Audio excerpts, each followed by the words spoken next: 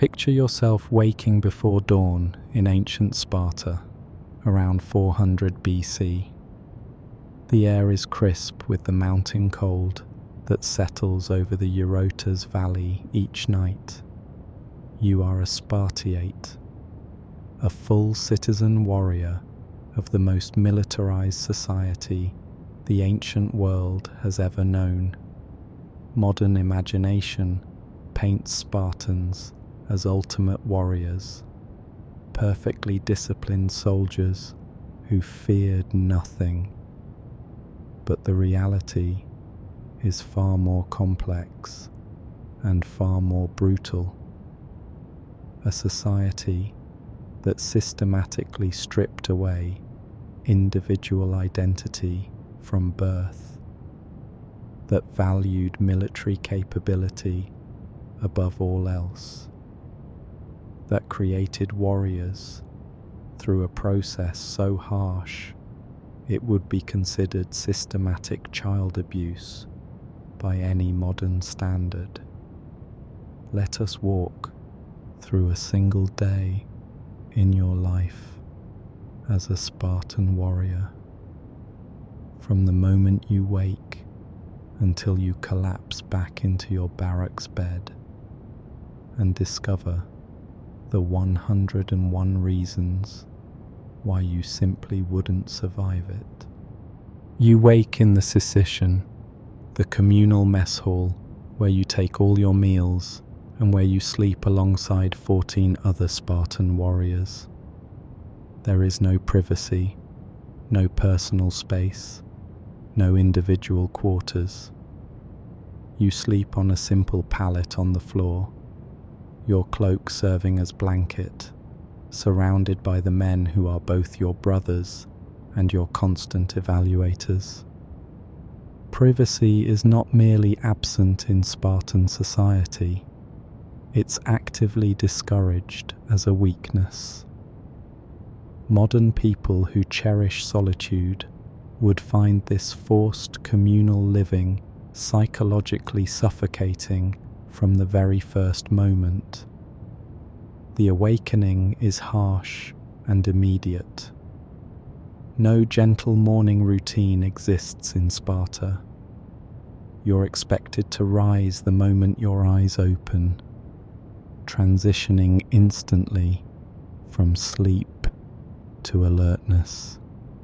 This conditioning began when you were 7 years old and entered the agoge, the Spartan training system, and has been reinforced through brutal consistency for decades.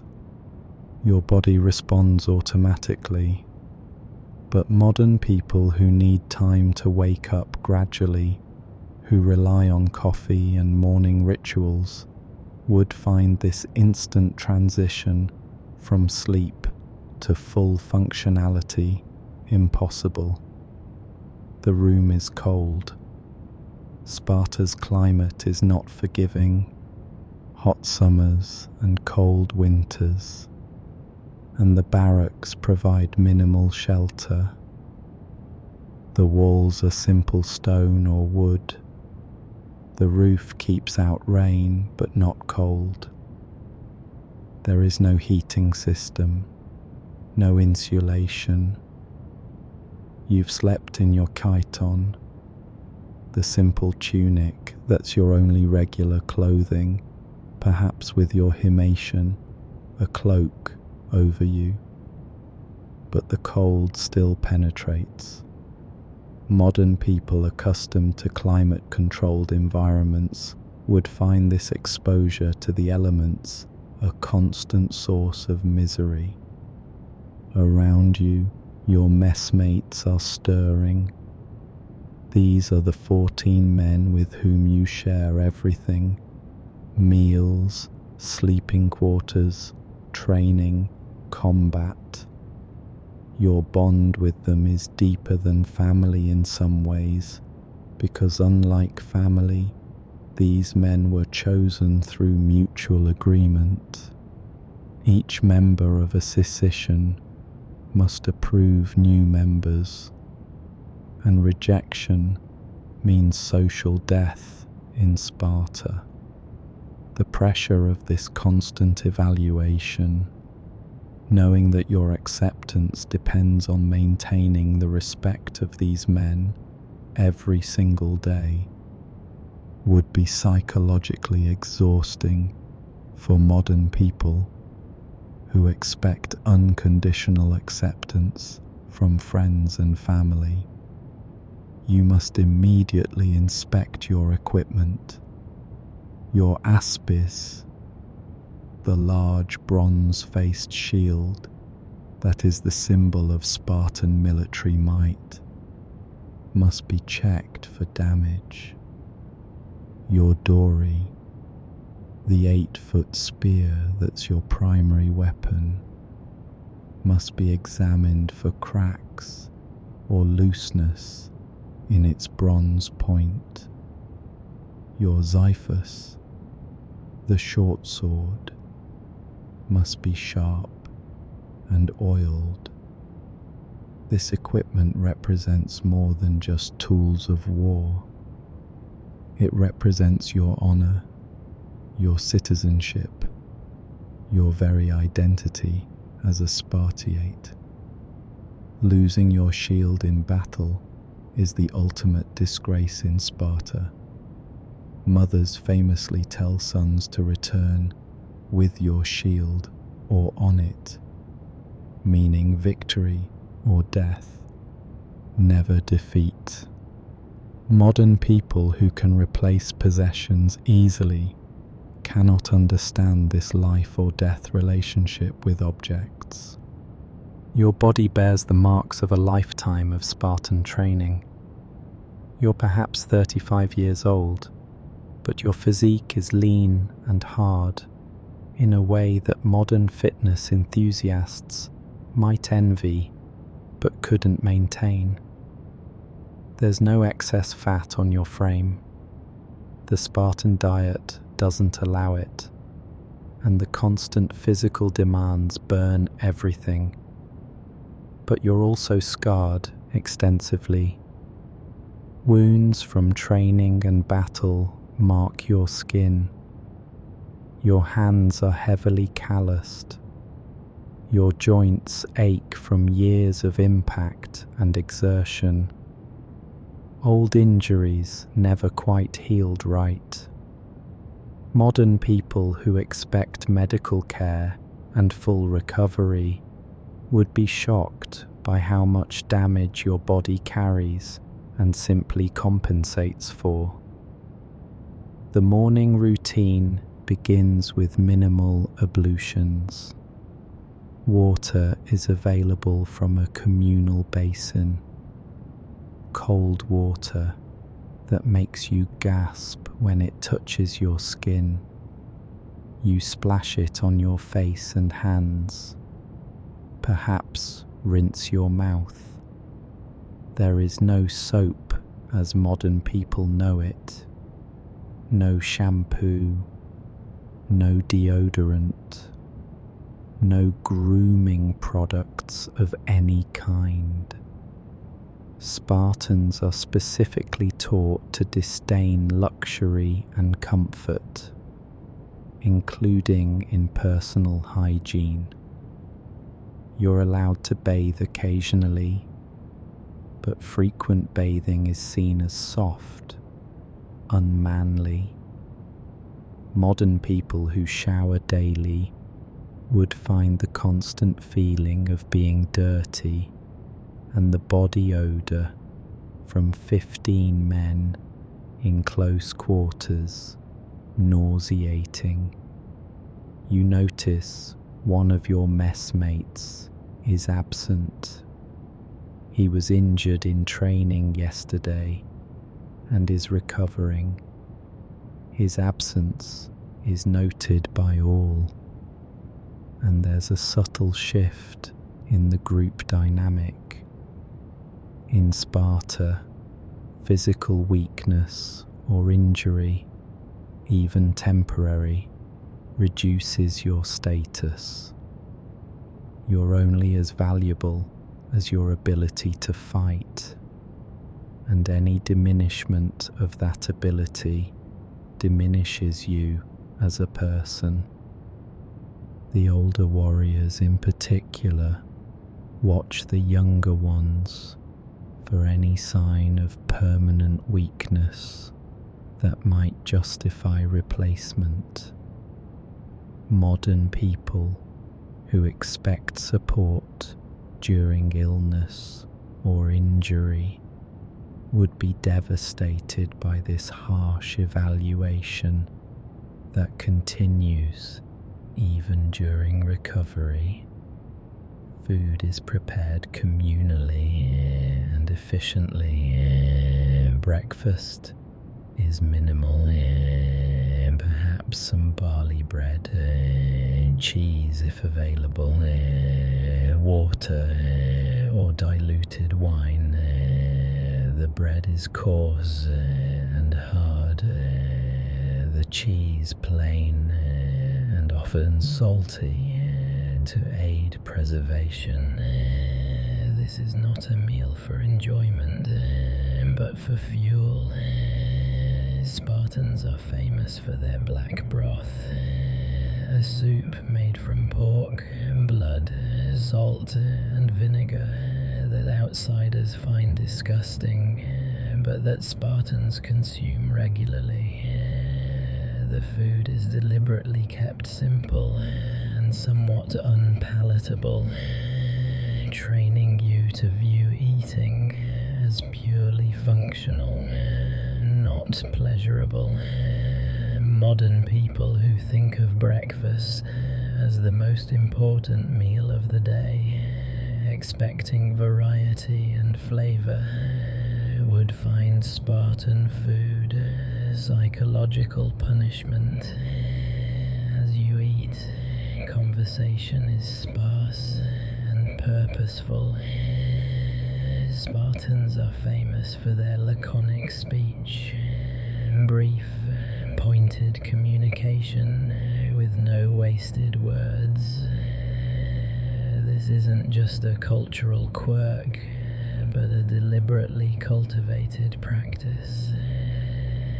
Eloquence and verbal persuasiveness are viewed with suspicion in Sparta, associated with the democratic debates of Athens that Spartans despise.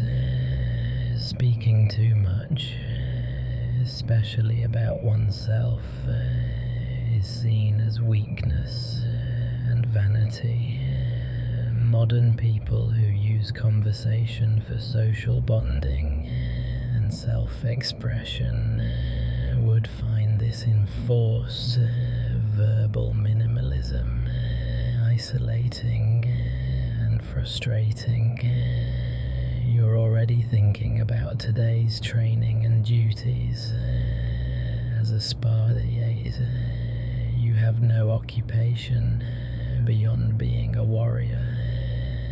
You don't farm, don't craft, don't trade. These tasks are performed by the healers, the enslaved population that outnumbers Spartan citizens 7-1. Your entire purpose is military training, preparation, and service.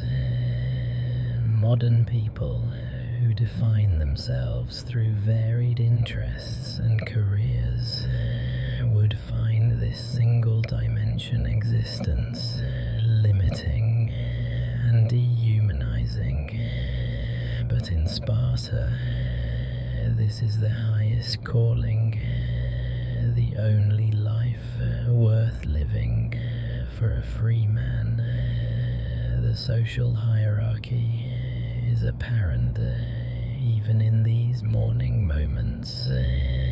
Older warriors hold positions of respect, their words carrying weight. Younger warriors defer to them, speak less, watch and learn. You're in the middle, no longer young, not yet elder, maintaining your position through constant demonstration of capability.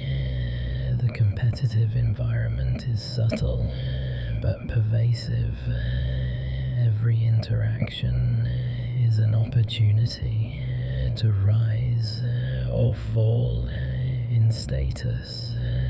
Modern people who dislike office politics would be overwhelmed by this constant status competition where your entire life depends on your standing within the warrior class. Your body bears the marks of a lifetime of Spartan training. You're perhaps 35 years old, but your physique is lean and hard in a way that modern fitness enthusiasts might envy but couldn't maintain. There's no excess fat on your frame. The Spartan diet doesn't allow it, and the constant physical demands burn everything. But you're also scarred extensively. Wounds from training and battle mark your skin. Your hands are heavily calloused. Your joints ache from years of impact and exertion. Old injuries never quite healed right. Modern people who expect medical care and full recovery would be shocked by how much damage your body carries and simply compensates for. The morning routine begins with minimal ablutions. Water is available from a communal basin. Cold water that makes you gasp when it touches your skin. You splash it on your face and hands. Perhaps rinse your mouth. There is no soap as modern people know it. No shampoo. No deodorant. No grooming products of any kind. Spartans are specifically taught to disdain luxury and comfort, including in personal hygiene. You're allowed to bathe occasionally, but frequent bathing is seen as soft, unmanly. Modern people who shower daily would find the constant feeling of being dirty and the body odour from 15 men in close quarters nauseating. You notice one of your messmates is absent. He was injured in training yesterday and is recovering.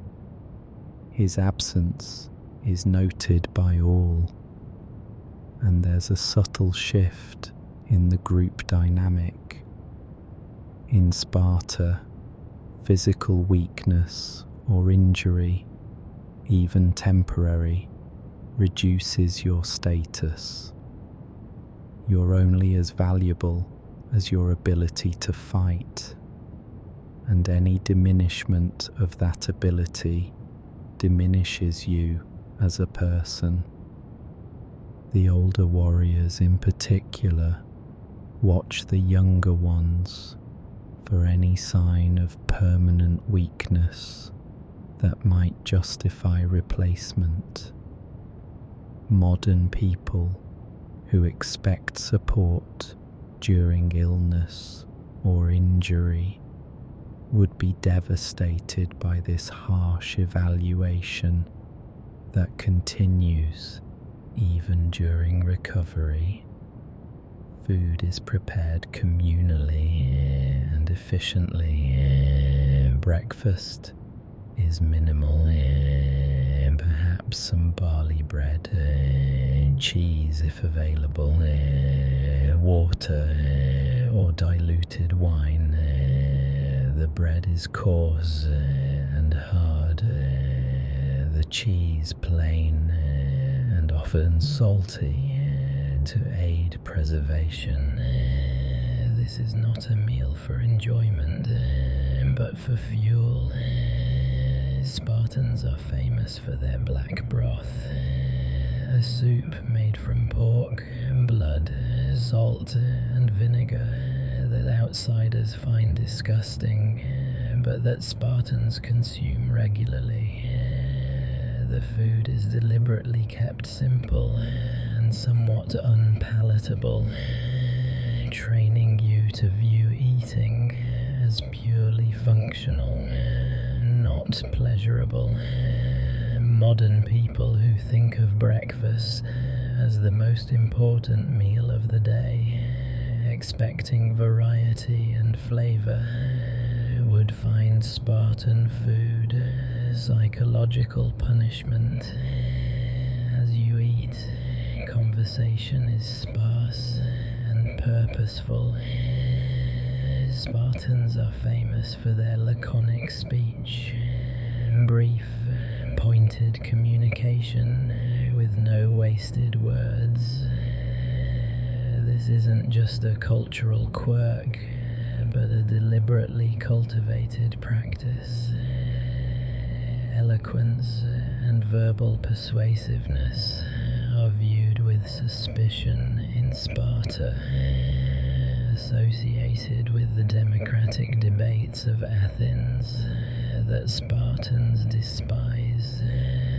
Speaking too much, especially about oneself, is seen as weakness and vanity.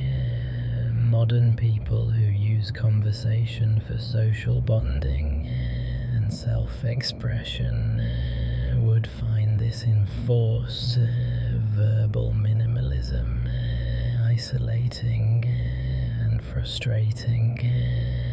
You're already thinking about today's training and duties.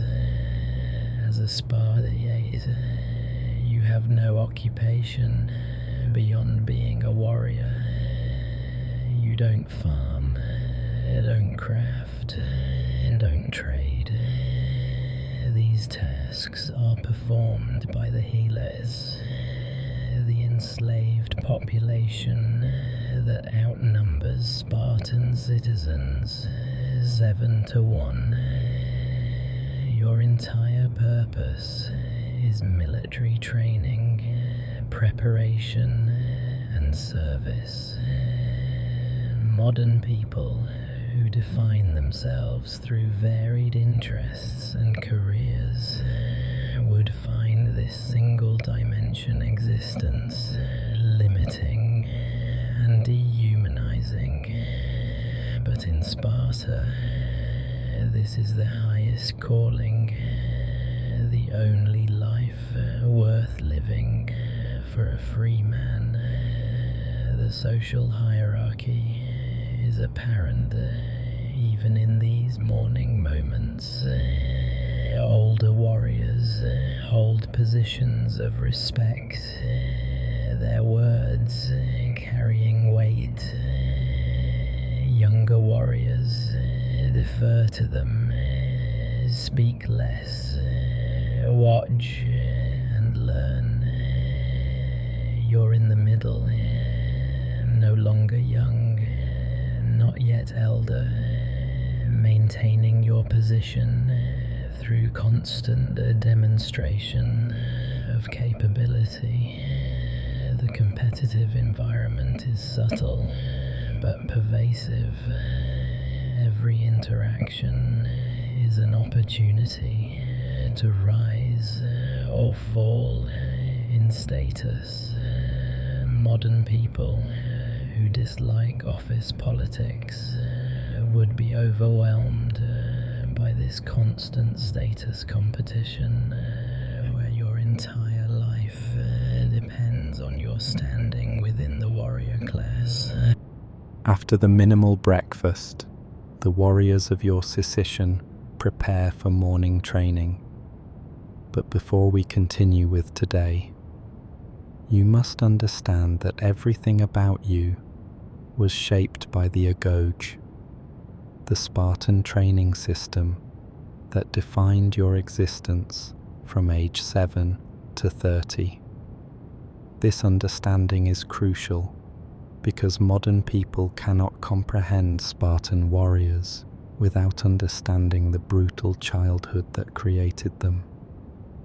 At age 7, you were taken from your mother and entered the agoge. This wasn't an option or a choice.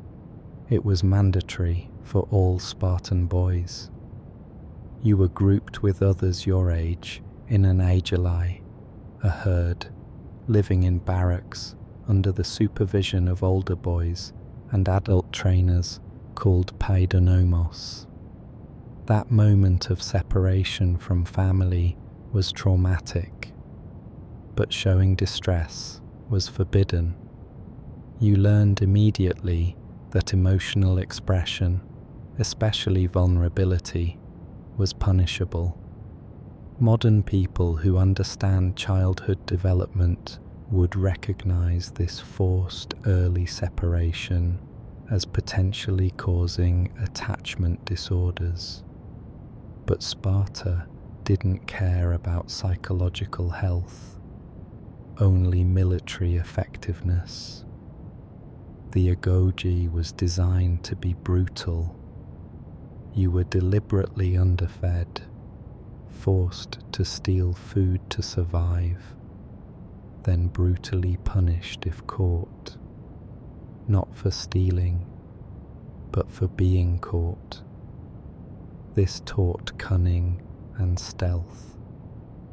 You slept on reeds, you gathered yourself from the river with minimal covering. You were beaten regularly for any failure, any weakness, any deviation from expectations. Modern concepts of child welfare would classify the agoge as systematic abuse, but Sparta viewed it as necessary forging of warriors. The psychological trauma of this upbringing shaped every Spartan warrior, creating men who were tough but also emotionally stunted, unable to express vulnerability, trained from childhood to view kindness as weakness. Physical training in the agoge was relentless. You learned to run long distances, carrying weight, to fight with various weapons, to endure pain without crying out, to function while hungry, cold, and exhausted. The training included the Crypteia, a secret police force where the best young warriors were sent into the countryside to hunt and kill helots, both as training in assassination and as terror to keep the enslaved population cowed. You participated in this as a young man, and the memories of those killings still haunt you occasionally, though you'd never admit it. Modern people who've never killed would be traumatized beyond function by being ordered to hunt and murder civilians as teenagers. The agoge also included a famous ritual that you survived, the diamastigosis, the brutal whipping ceremony at the altar of Artemis Orthia.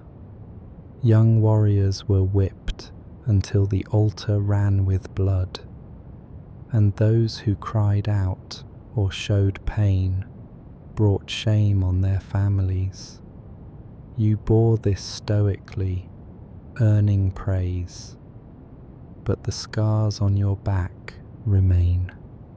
Modern people who consider spanking too harsh would be horrified by this institutionalized torture of children as a test of endurance. Now, decades after completing the agoge, its lessons are so deeply ingrained, they're indistinguishable from your identity. You don't question them because you have no framework for questioning.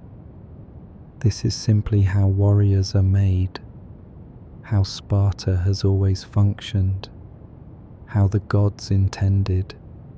Modern people who expect education to develop critical thinking would find the agoge's brainwashing disturbing, but Sparta didn't want thinkers. It wanted obedient, tough warriors who would hold the line regardless of odds. Today's training begins with running. Not jogging, but sustained running at battle pace, in formation with your unit. You're wearing minimal clothing. Spartans train and often fight nearly naked or lightly clothed, believing heavy clothing and armor make warriors soft. The run covers rough terrain, hills, rocky ground, areas with obstacles. Your feet are tough from years without protective footwear, but the rocks still hurt. The pace is punishing, maintained for miles. Modern distance runners might keep up briefly, but they train with proper shoes, hydration, and recovery. You have none of these advantages, just brutal conditioning built over decades. The run transitions directly into weapons drill.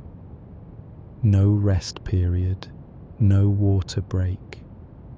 You form up with your unit, each man taking his position in the phalanx formation. Your aspis is raised into position. This bronze-faced shield weighs about 15 pounds and must be held steady with your left arm, while your right wields the dory. The shield doesn't just protect you, it protects the man on your left, whose shield protects you. The entire phalanx functions as one organism, and any individual weakness breaks the formation. Modern people who struggle with teamwork would be overwhelmed by this absolute interdependence, where your survival depends entirely on your neighbor's discipline. The phalanx drills are exhausting. You practice maintaining formation while marching forward, while receiving charges, while pushing back against resistance. The shield's weight quickly becomes agonizing. Your left arm burns, your shoulder screams, sweat pours down your face. But you must hold position, because breaking formation means death in real battle. The drills continue for hours. Modern people who find their arms tired from holding grocery bags would collapse from the sustained exertion of holding a 15-pound shield in fighting position for extended periods. Spear work follows. The dory is 8 feet of ash wood with a bronze spearhead and bronze butt spike. You practice the overhand thrust, the primary Spartan spear technique, striking at targets, learning to deliver maximum force while maintaining shield position. The motion must be quick, powerful, and immediately retracted to defensive position. You practice this thousands of times because in battle it must be automatic. Modern people who think expertise comes from occasional practice would be shocked by the obsessive repetition required for this level of skill. Wrestling practice follows weapons work. Spartan warriors must know how to fight when weapons are lost or broken. The wrestling is brutal. No rules beyond winning. Techniques designed not for sport, but for killing or disabling enemies. You're thrown, choked, put in joint locks that strain tendons. Your training partners show no mercy because enemies won't show mercy. Injuries are common. Dislocated fingers, separated shoulders, broken noses. You bear an old wrestling injury that never healed quite right. A shoulder that occasionally pops out of socket. Modern martial artists who train with safety equipment and tap-out rules would be horrified by this level of constant injury risk. A younger warrior, perhaps 25, is struggling during the drills. His shield work is sloppy. His spear thrusts lack power. The training instructor, an elder warrior who oversees the session, calls him out publicly, berating his weakness. The young man's face remains impassive, but you can see the shame in his eyes. This public humiliation is standard in Sparta, where any weakness must be identified and corrected through shame and renewed effort. Modern people who expect positive reinforcement would be psychologically destroyed by this constant harsh criticism and public shaming. After the morning training session, you return to the Sicilian area for the midday meal. But the meal cannot be understood without understanding the helot system that makes Spartan society possible. This is perhaps the darkest aspect of Spartan life, and one that would make modern people recoil in horror. Yet for you, it's simply the natural order of things, questioned no more than you'd question the rising sun. Helots are the enslaved population of Sparta, primarily descendants of conquered Messenians and other subjected peoples. They outnumber Spartan citizens approximately 7-1, perhaps 140,000 helots to 20,000 Spartiates. These people farm the land that provides your food, build the structures you use, perform all the labor that keeps society functioning. Unlike typical Greek slaves who could be freed and who came from various sources, helots are a hereditary enslaved class, bound to the land, with no hope of escape except through death or rare manumission. The helots who bring your midday meal are visibly fearful.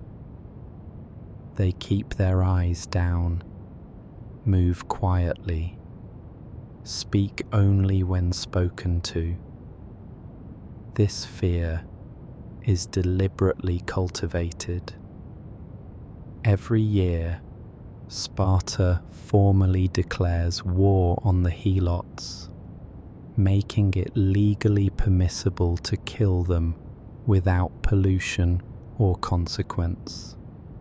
This isn't mere legal fiction, but enforced reality. The Cryptia, Sparta's secret police, drawn from young warriors, regularly kills helots who are identified as potential leaders or troublemakers. You participated in this as a young man, and though the memories are uncomfortable, you accept it as necessary. A helot rebellion would destroy Sparta, so constant terror must prevent organization.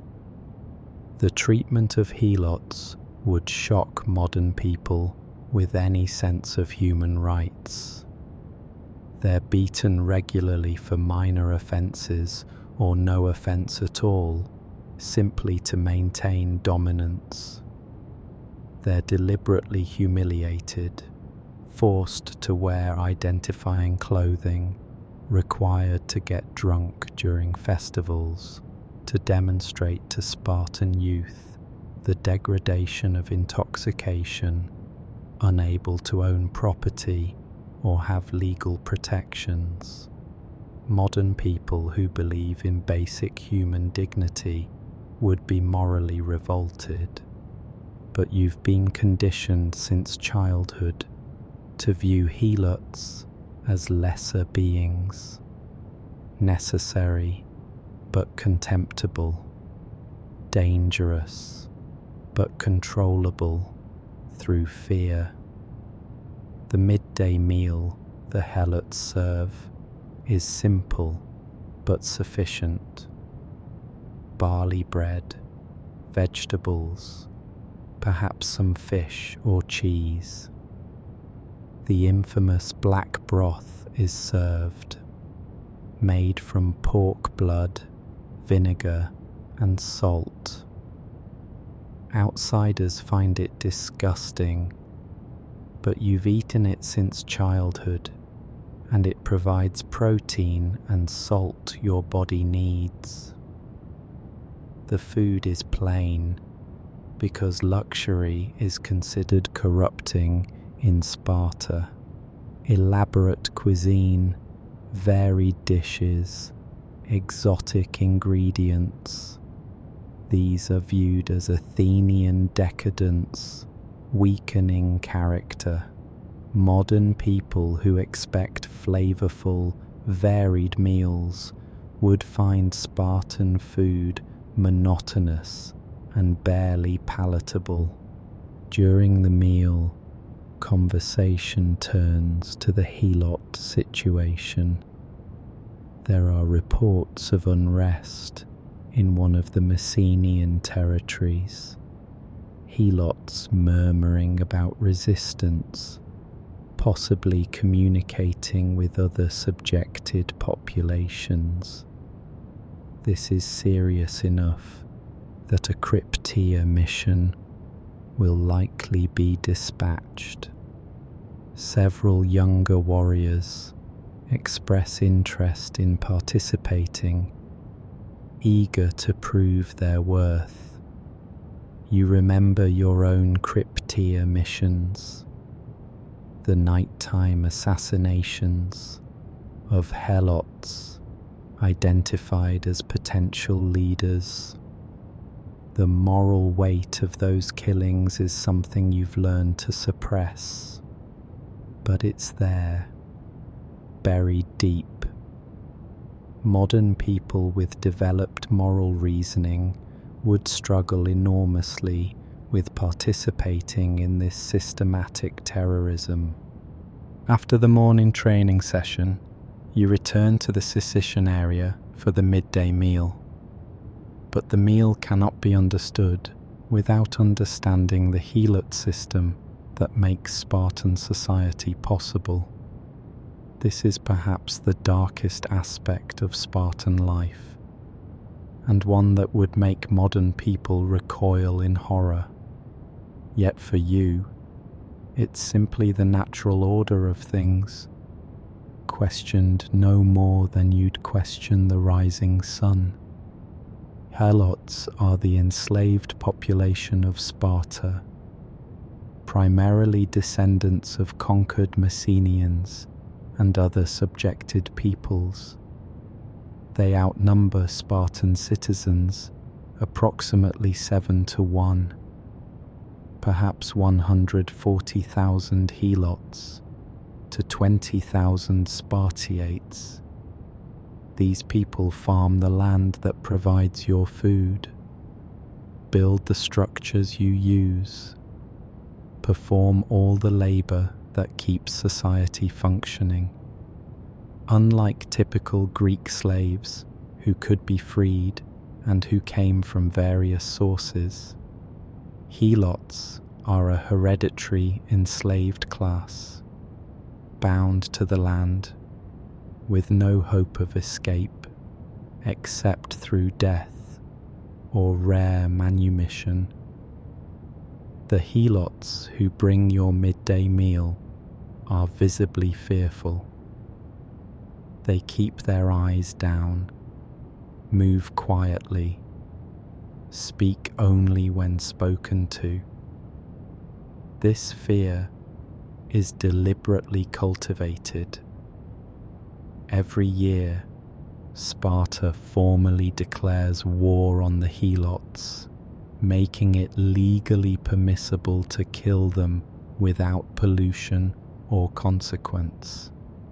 This isn't mere legal fiction, but enforced reality. The Cryptia, Sparta's secret police drawn from young warriors, regularly kills helots who are identified as potential leaders or troublemakers. You participated in this as a young man, and though the memories are uncomfortable, you accept it as necessary.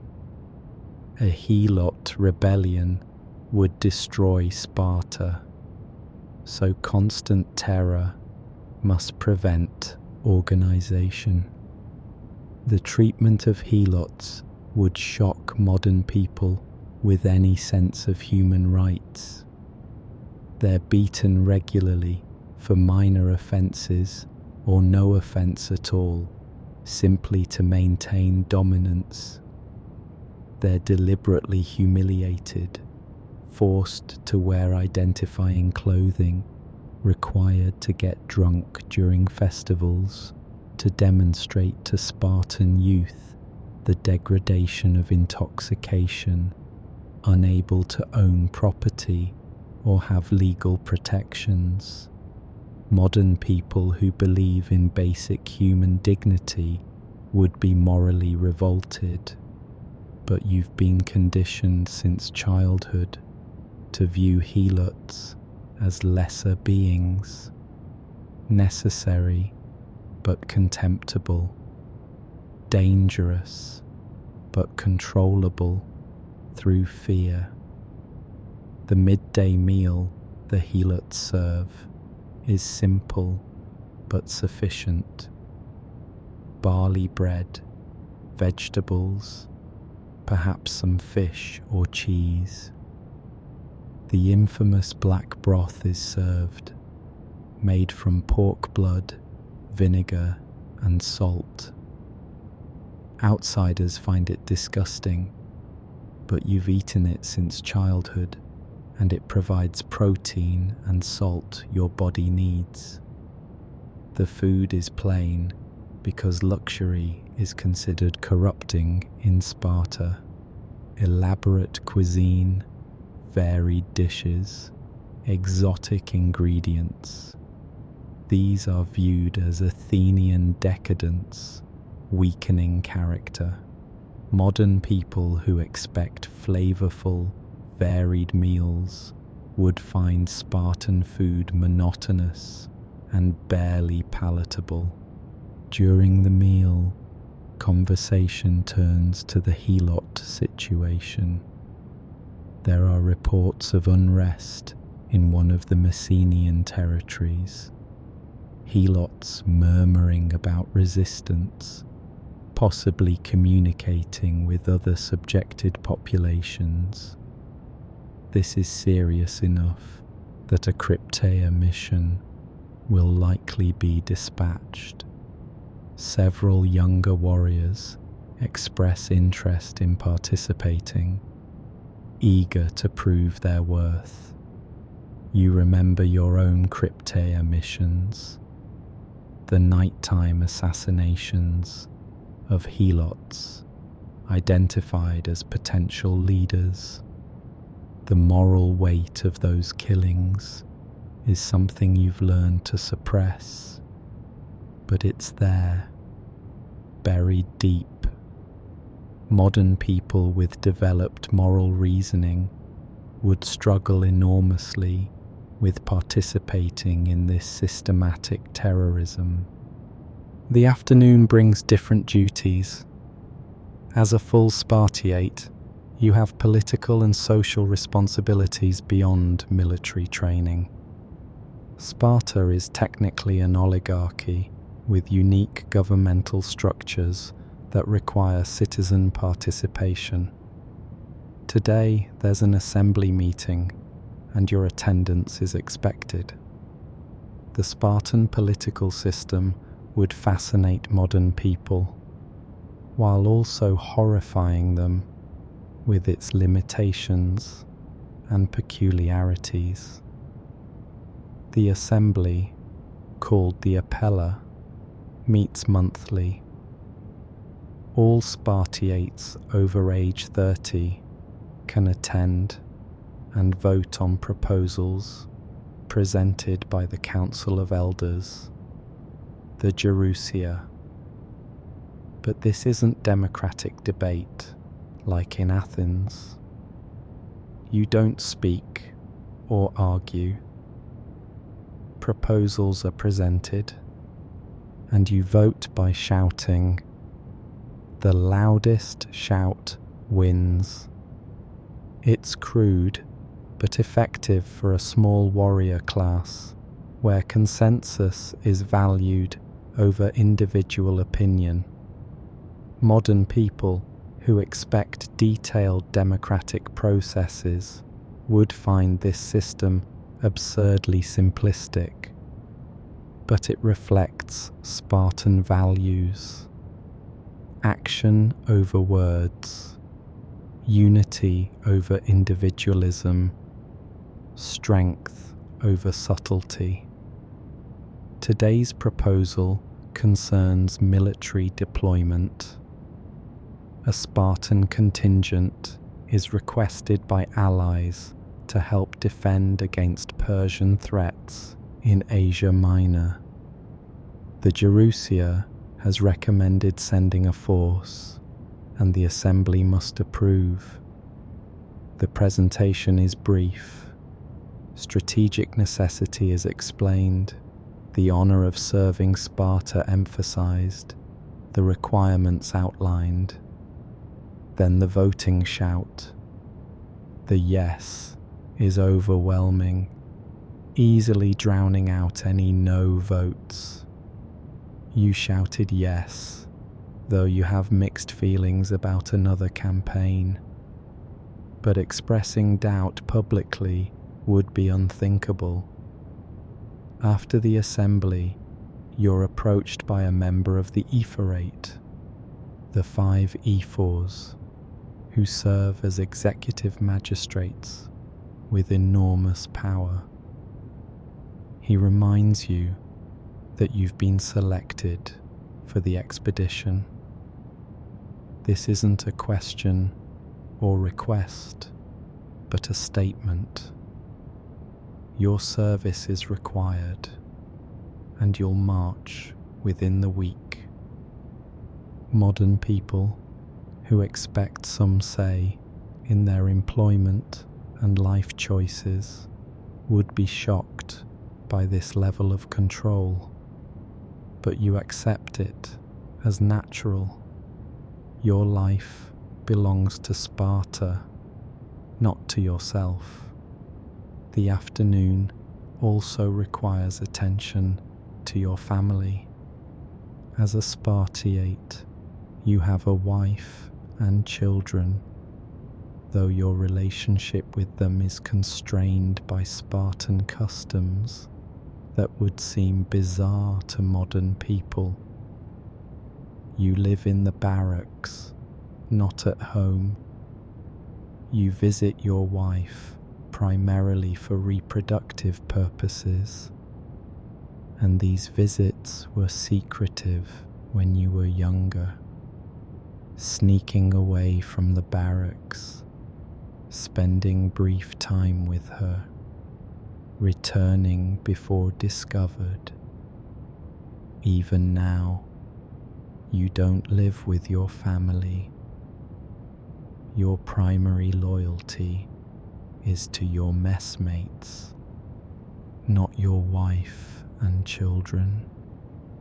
You visit your home, a simple structure by modern standards, providing shelter but little comfort. Spartan homes are deliberately plain, elaborate decoration or furnishing considered corrupting luxury. Your wife manages the household with the help of helot servants. Spartan women have unusual freedom by Greek standards. They can own property, manage estates, exercise publicly, and are educated. But this freedom serves Sparta's needs, not women's autonomy. Strong, healthy women produce strong, healthy warriors.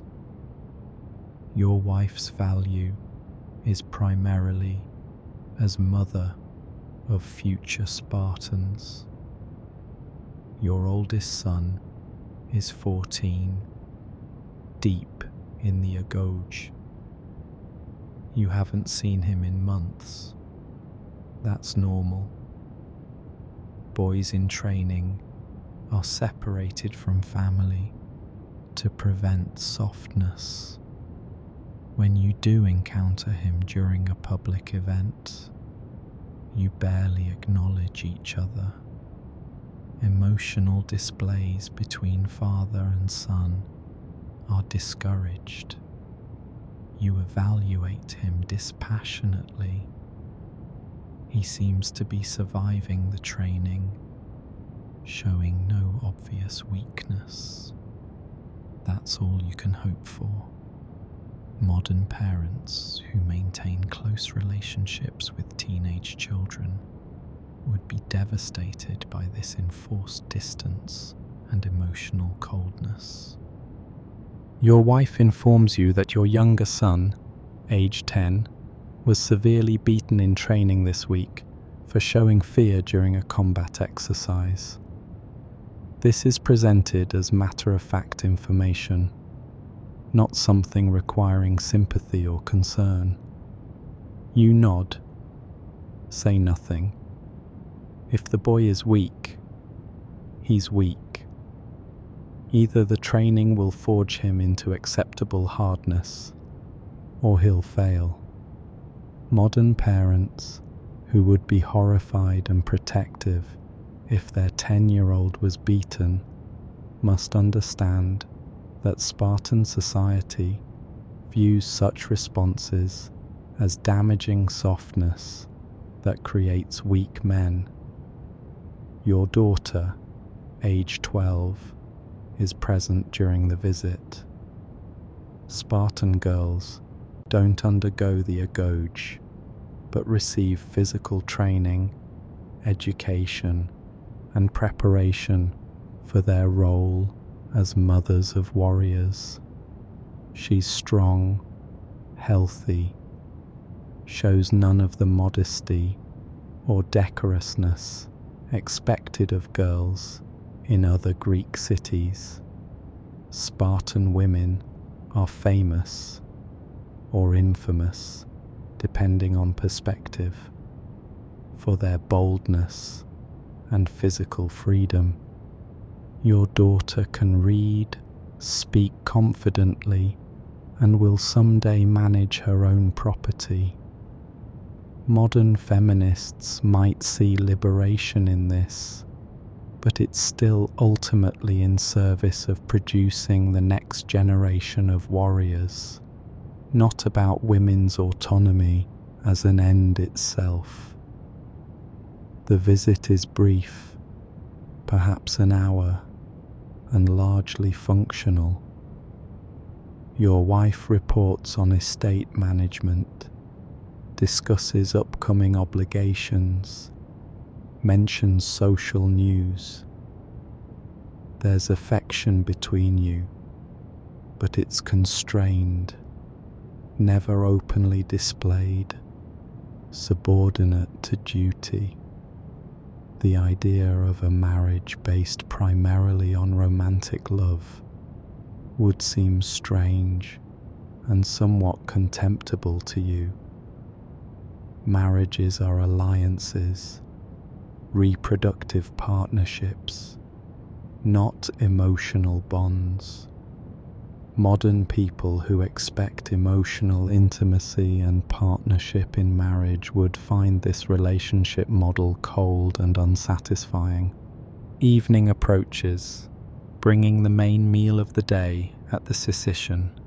This communal dining is the heart of Spartan social life, and understanding it is crucial to understanding how Spartan society functions. The mess hall system both creates intense bonds and enforces relentless conformity. Modern people who value individuality would find the Sicilian simultaneously compelling in its brotherhood and suffocating in its demands. Each Spartiate must belong to a Sicilian and must contribute a monthly amount of food: barley, wine, cheese, figs from his family's lands. Failure to make contributions means loss of citizenship status, reduction to inferior rank. This happens rarely, but it's a constant pressure, especially for Spartiates whose lands are less productive. You contribute without issue, but you know warriors who struggle and live in fear of losing status. Modern people with social safety nets cannot understand this precariousness, where 1 year of poor harvest could cost you your citizenship and identity. The mess hall itself is simple: a long wooden building with benches and tables. No decoration, no comfort, strictly functional.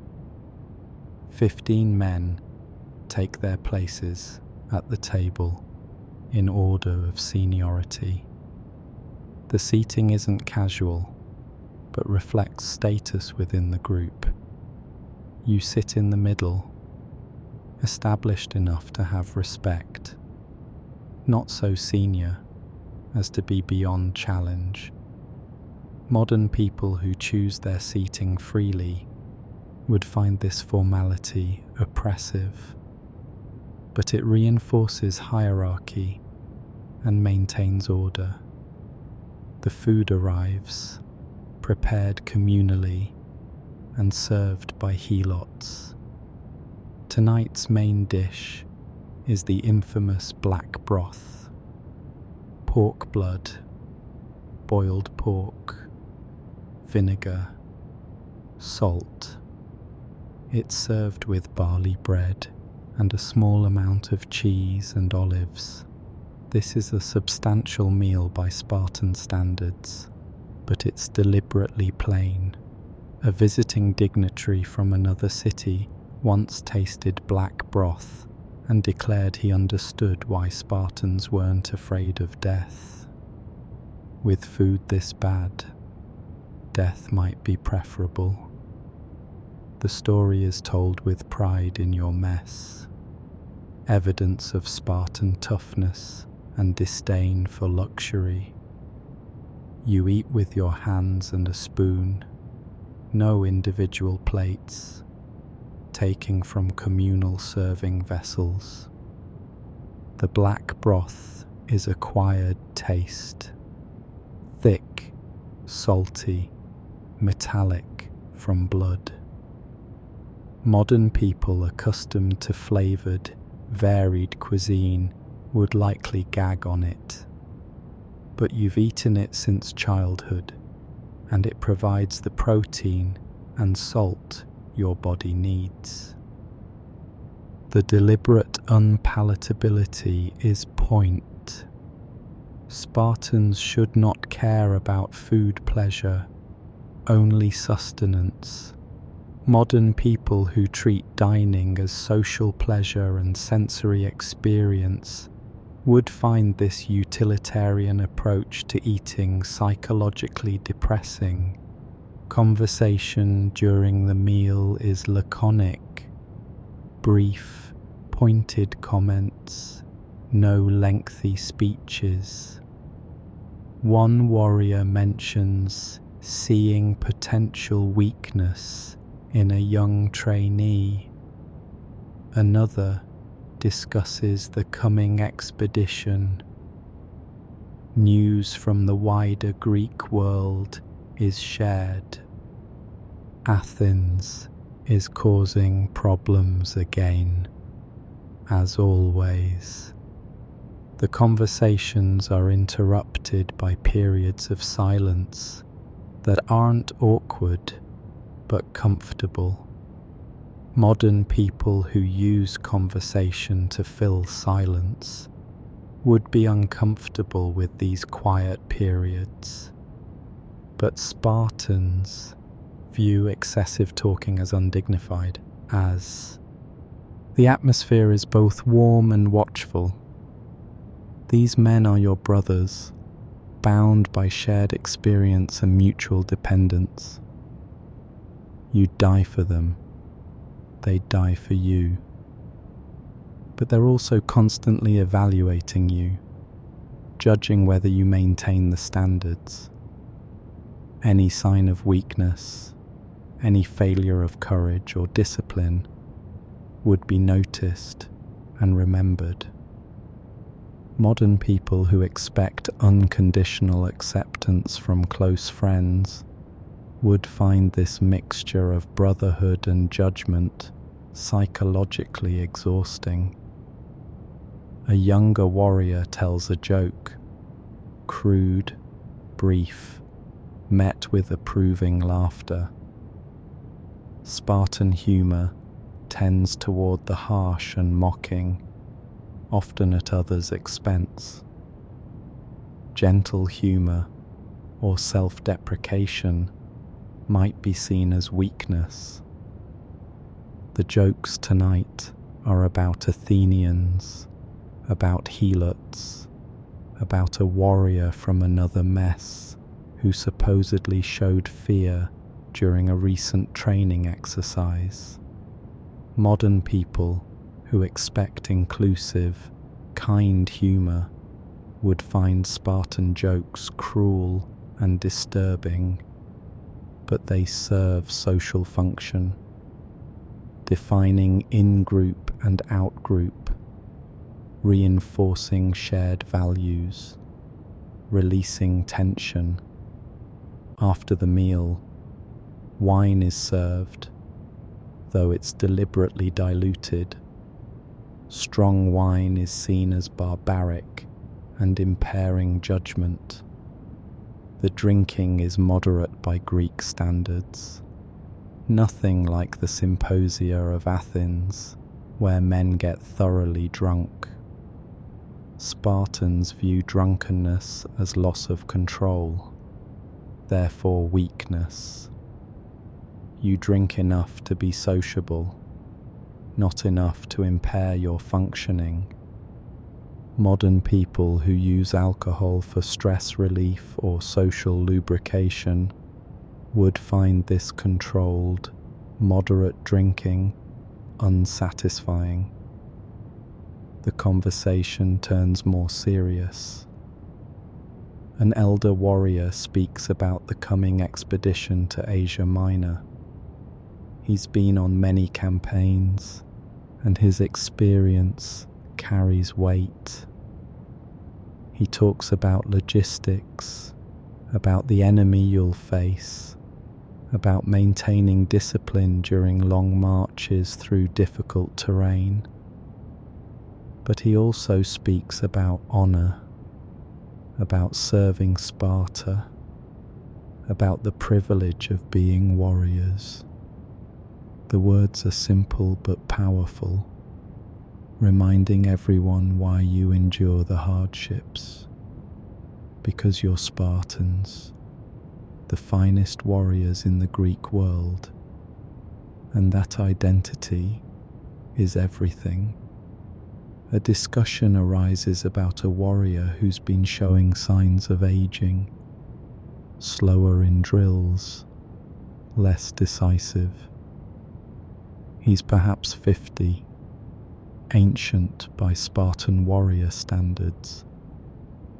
The discussion is frank and uncomfortable, though the man himself isn't present.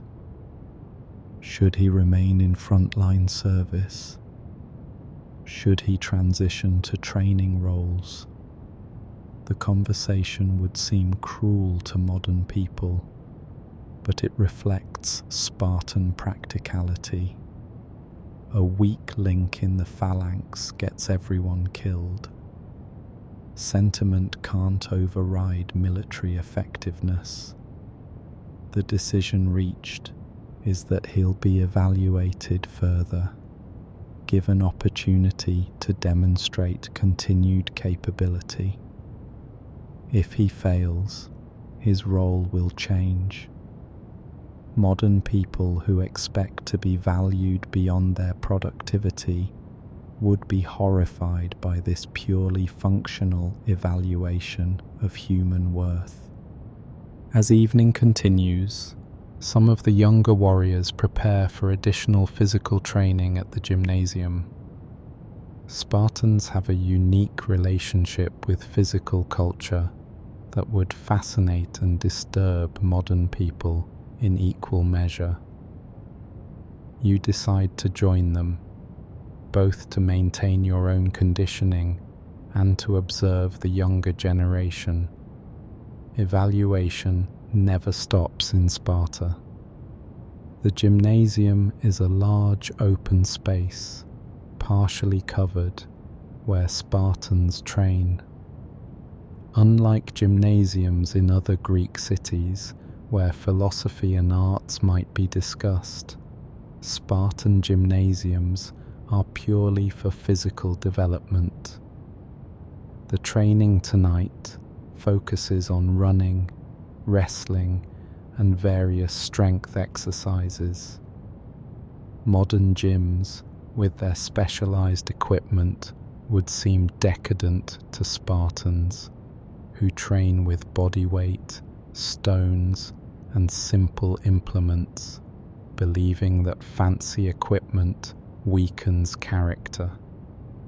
The training is conducted nude, as is standard in Greek athletics. But Spartan attitude toward nudity is particularly noteworthy. Both men and women exercise publicly in minimal or no clothing. This shocks other Greeks, who find the public female nudity especially scandalous. But Spartans justify it functionally. How can you produce strong warriors without strong mothers?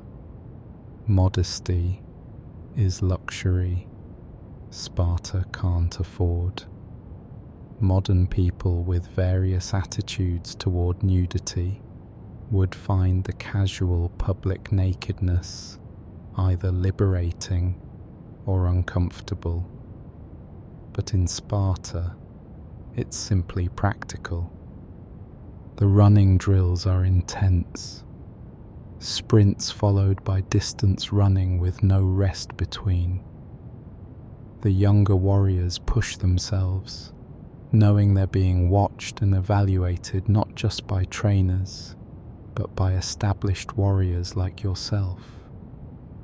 You participate, showing that age doesn't mean weakness, though you feel your body's limitations compared to your younger self.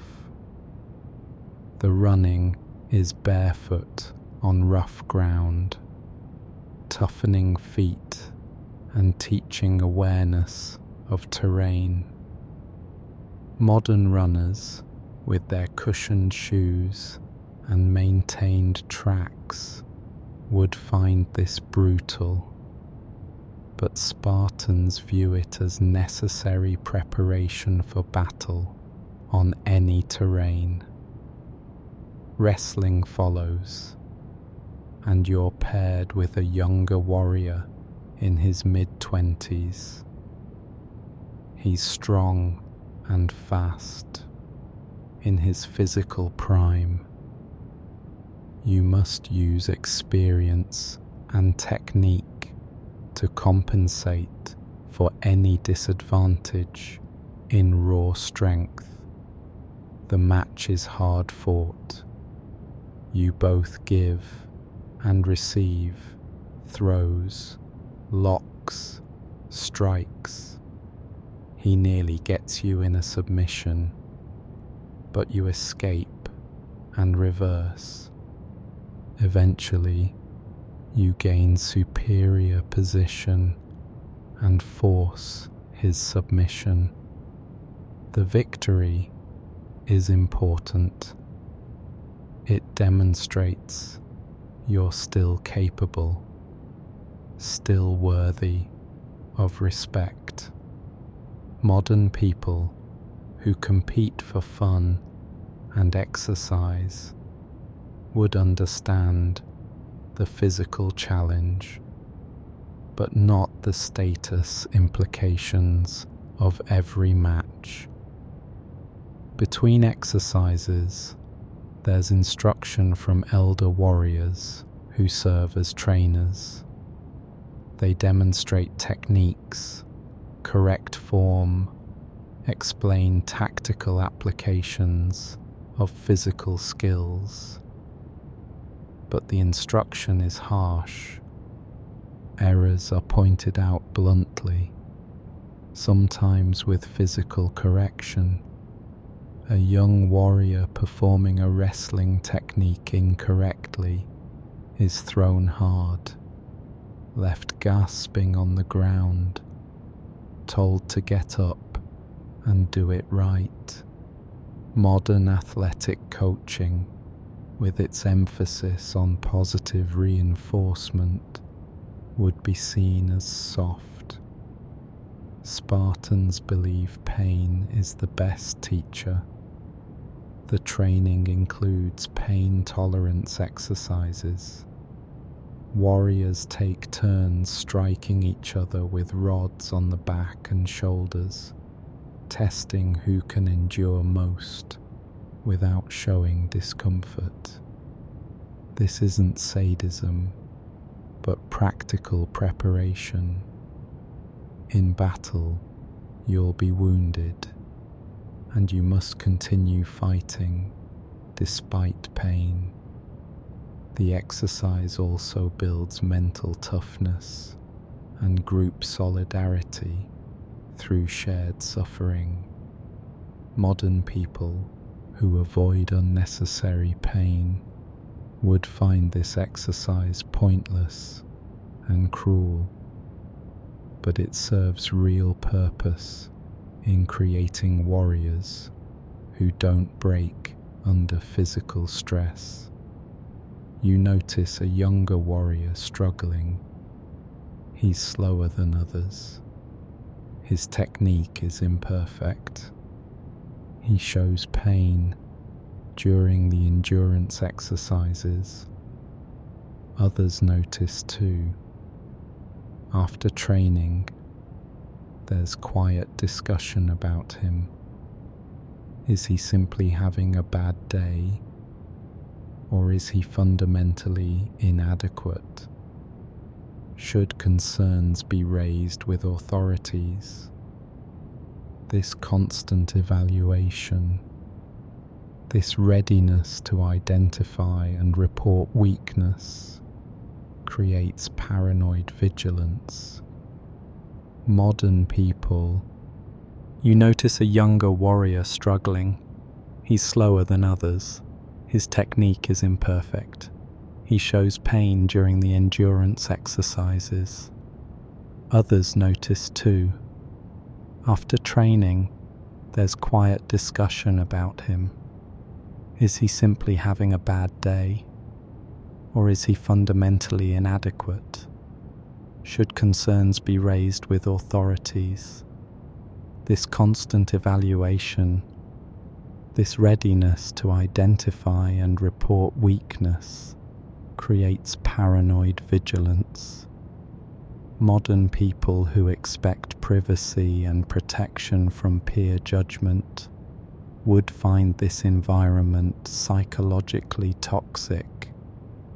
But Spartans view it as necessary quality control. The phalanx is only as strong as its weakest member. The physical culture extends beyond just military training. Spartans believe in kalokagathia, the ideal of being both physically beautiful and morally good, with the two considered inseparable. Physical perfection is seen as reflecting inner worth. This creates intense pressure to maintain peak physique well into middle age. Your body is public, constantly visible, always being evaluated. Any softness, any decline is noticed, and potentially grounds for status loss. Modern people who struggle with body image would be destroyed by this system, where your physical form directly determines your social worth.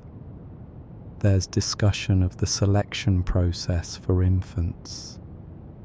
In Sparta, newborns are examined by elders, and those deemed weak or deformed are exposed, left to die. This is presented as mercy, preventing suffering and protecting Sparta from weak members. You've participated in these decisions as you've aged and gained authority. The memory of examining babies and deciding which live and which die is something you've learned not to dwell on. Modern people with any sense of the value of all human life would be morally devastated by participating in this systematic infanticide. But you view it as necessary, even merciful. The training concludes with a ceremonial element. Warriors pour libations to the gods, to Ares, god of war, to Apollo, to Artemis. Prayer is practical in Sparta, not mystical. You ask the gods for strength, for victory, for the ability to serve Sparta well. Religion is woven into military culture, with gods seen as caring specifically about Spartan success. Modern people who separate religious and civic life would find this integration total and somewhat unsettling. As you walk back toward the barracks, you pass through the agora, the central marketplace.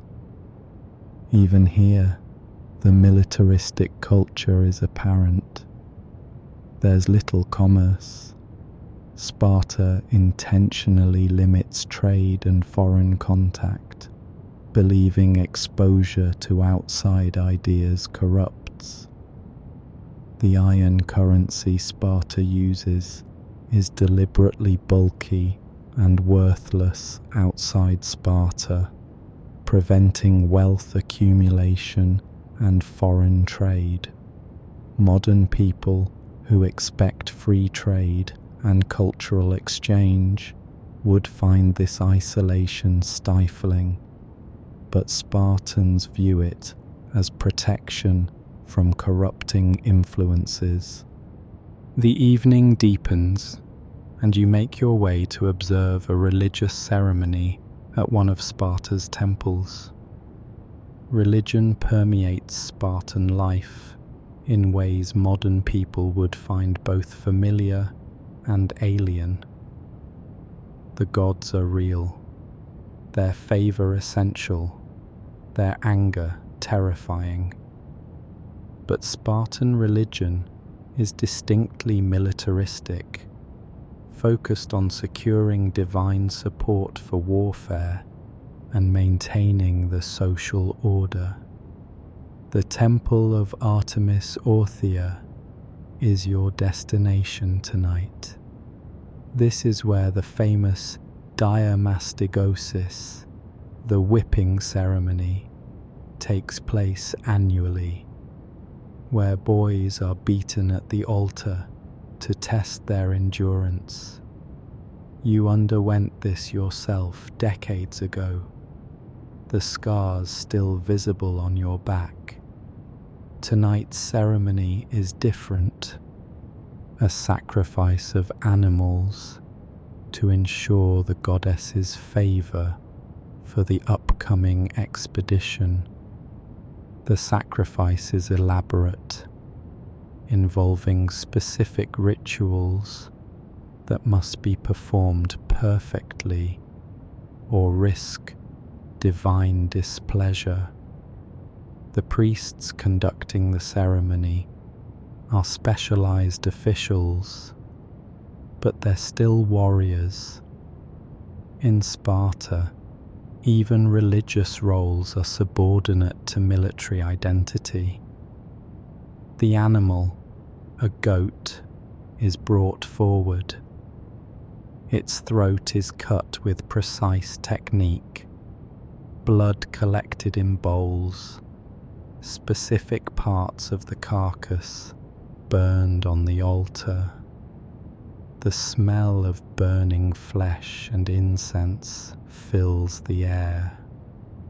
You watch closely, as do all present, for any sign of divine approval or disapproval in how the animal died, how the smoke rises, how the organs appear when examined.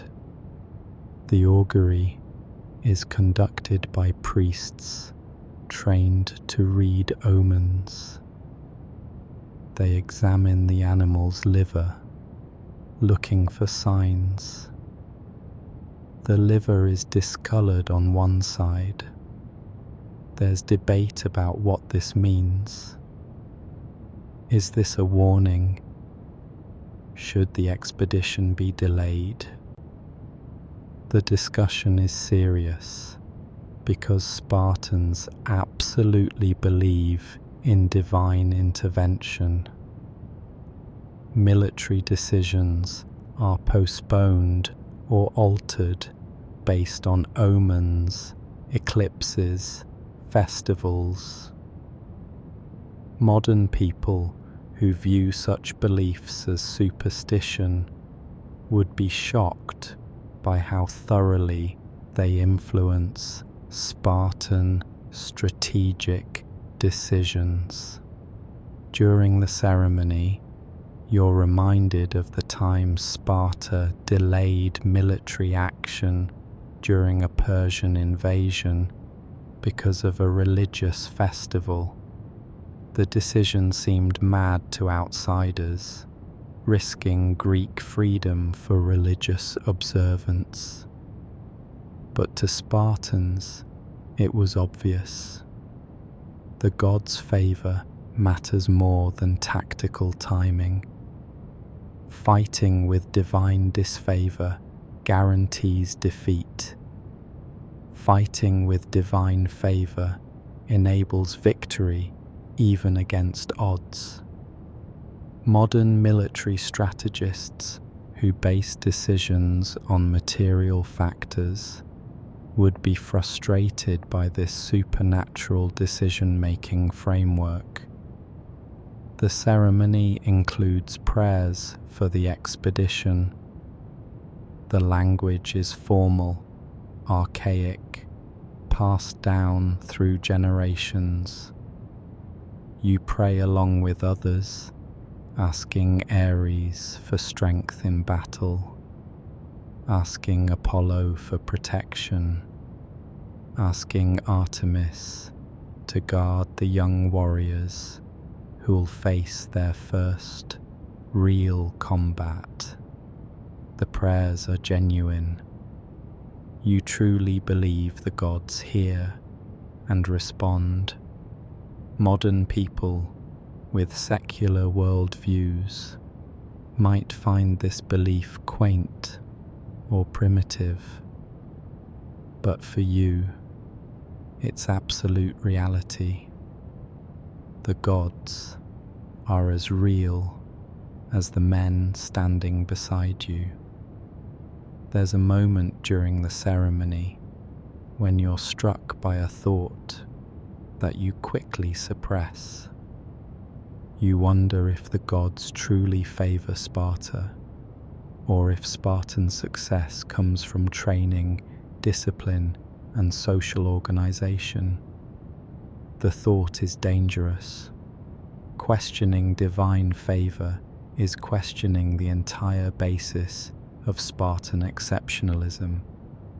You push it away, focus on the ritual, reaffirm your faith. Modern people who expect intellectual freedom would be troubled by this self-censorship, but allowing such thoughts to develop would undermine everything you are.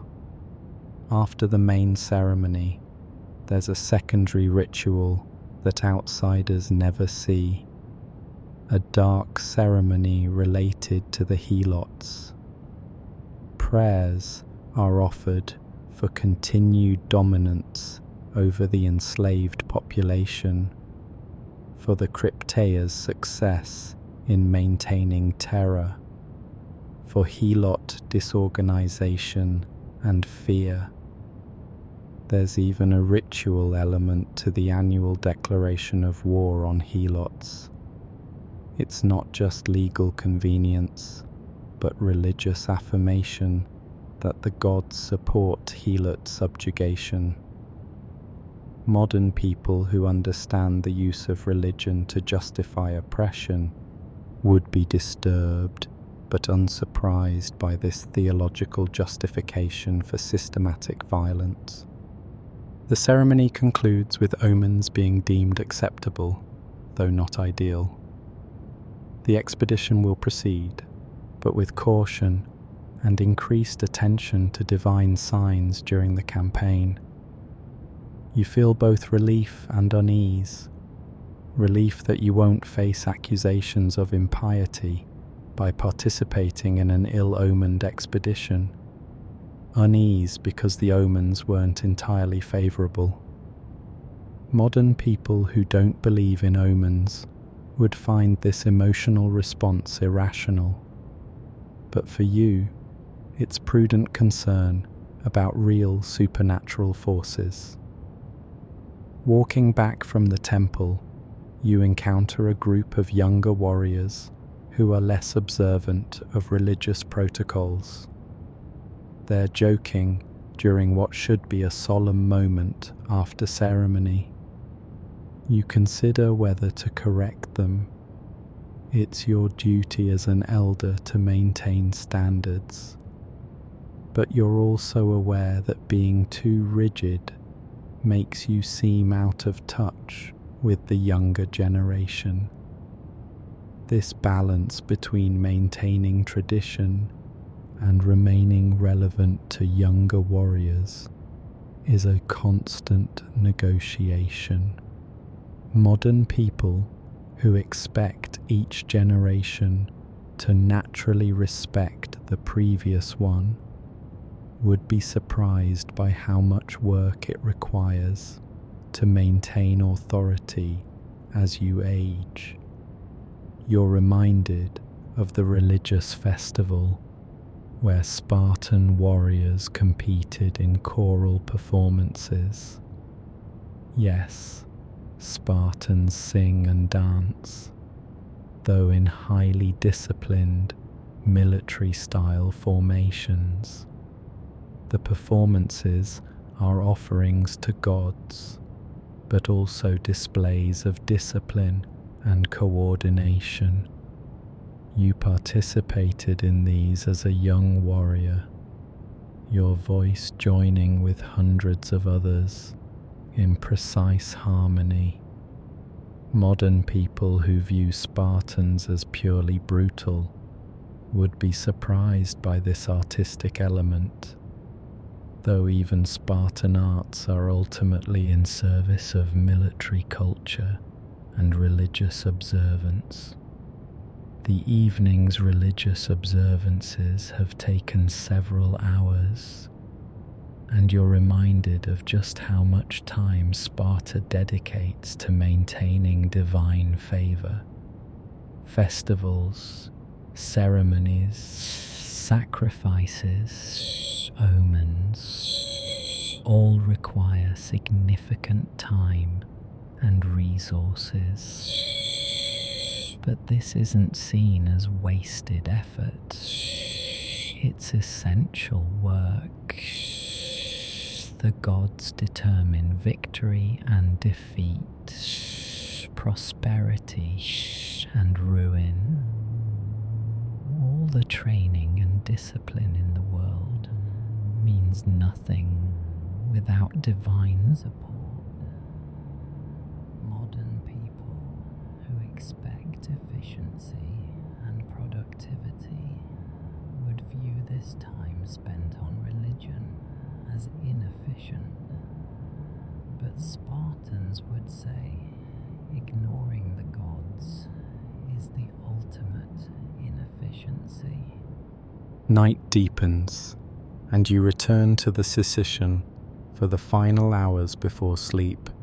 This is when the facade of Spartan stoicism sometimes cracks slightly, when warriors speak more openly about fears, doubts, and the psychological burden of the life you lead. These conversations happen rarely and carefully, because vulnerability is dangerous. But among trusted messmates, some emotional truth can emerge. Modern people who expect emotional openness would find even these rare moments of vulnerability constrained and inadequate. One of your messmates, a warrior of similar age, quietly mentions his son is struggling in the agoge. The boy is 9, and trainers have noted he cries when beaten, shows fear during combat exercises. The father's face is carefully neutral, but you can see the worry beneath. In Sparta, having a weak son is your failure. You produced him. You're partially responsible for his inadequacy. The father is facing the possibility that his son might not complete the agoge, might be reduced to inferior status, or even exposed for extreme weakness. Modern parents who would support and defend their struggling child cannot comprehend being unable to help. being required to accept your child's potential destruction by the system. You offer brief words. The boy is young. Many warriors struggled early before hardening into capable soldiers. But you both know this comfort is limited. Some boys never harden. They break instead. Those who break are eliminated from citizen status, becoming hypomenes, inferiors who failed Spartan standards. These men live in shame, unable to participate in citizen life, their failure permanent and hereditary. Modern people who believe in second chances and personal growth would be horrified by this system, where childhood failure determines lifelong status. Another warrior speaks about the upcoming expedition. He's been on many campaigns and describes, in halting words, the reality of combat that differs from training. The chaos, the fear, the sounds of men dying, the smell of opened bodies, the randomness of who lives and who dies. He speaks of watching friends die beside him, of killing enemies and seeing their faces haunt his dreams. This is as close to acknowledging psychological trauma as Spartan culture allows. Modern understanding of PTSD would recognize these symptoms, but Sparta has no framework for addressing combat trauma beyond expecting warriors to endure silently. You share your own experience from a past campaign, a moment when the phalanx nearly broke, when you felt genuine terror, when death seemed certain.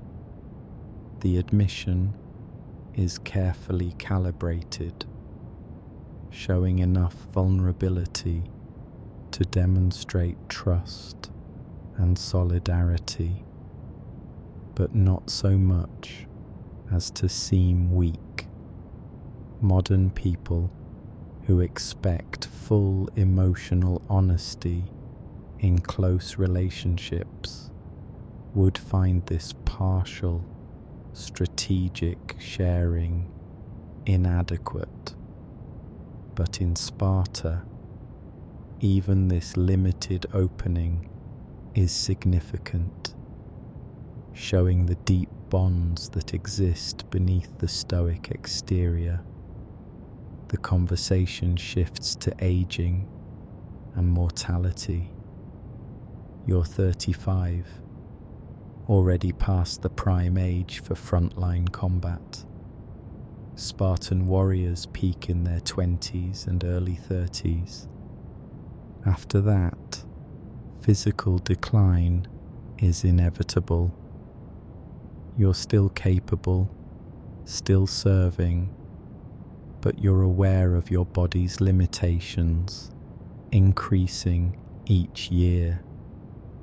Younger warriors are faster, stronger, more durable. Eventually, you'll transition to training and advisory roles, no longer part of the active phalanx. This transition is both relief. Surviving to middle age is an achievement, and loss. Your identity as frontline warrior ends. Modern people who expect long careers and gradual retirement would find this forced transition in your mid-30s or early 40s devastating. One warrior mentions his wife, a rare topic in the Sicilian. Spartan men don't typically discuss their marriages, which are primarily reproductive and property arrangements. But this warrior speaks of genuine affection for his wife, appreciation for her strength and capability. The conversation that follows is careful. Too much emotional attachment to a woman might seem unmanly, suggesting divided loyalty. But moderate praise for a capable wife is acceptable, especially if it emphasizes her contribution to Sparta through bearing and raising warriors. Modern people who expect marriages based on romantic love would find this transactional, restrained relationship model sad and limiting. The topic turns darker. Discussion of warriors who've failed, who've shown cowardice in battle. These men face systematic social destruction. They're called tresantes, tremblers, and are marked for life. They must wear distinctive clothing, cannot participate in citizen activities, are insulted and sometimes assaulted publicly. Their shame is total and permanent. The stories are told as warnings, but they also reveal the terror underlying Spartan courage. Bravery isn't just virtue, but survival strategy. Show fear, and your life is destroyed. Modern people who understand courage as overcoming fear would recognize that Spartan courage is often terror of social destruction, being stronger than fear of death. You mention, very carefully, a moment of doubt you experienced during training as a young warrior.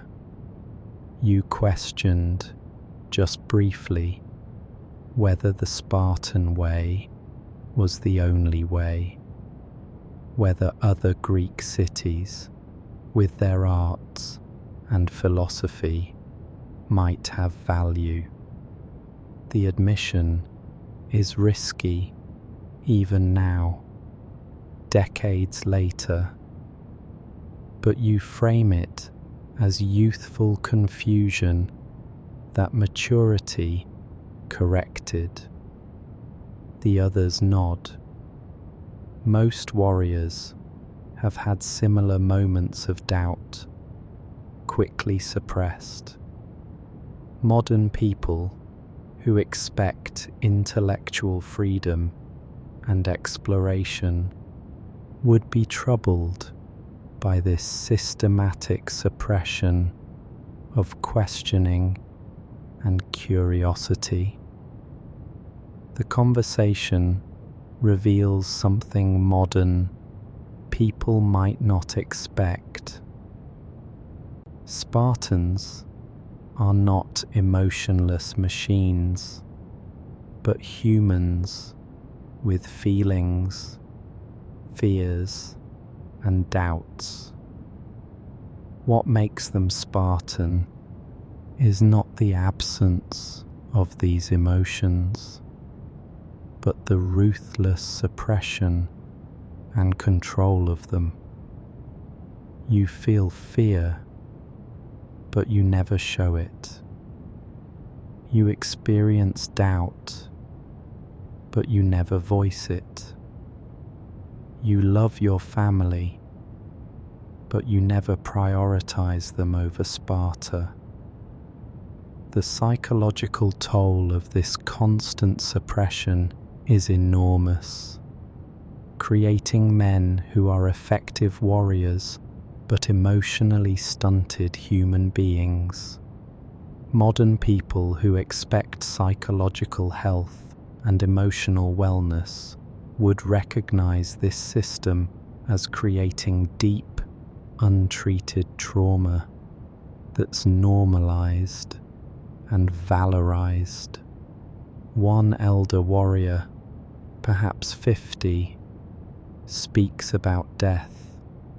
He's been close to it multiple times, seen many friends die, and knows his own death is statistically near.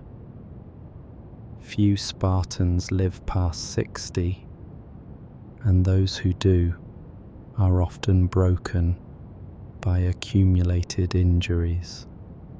He speaks of wanting a good death in battle, serving Sparta.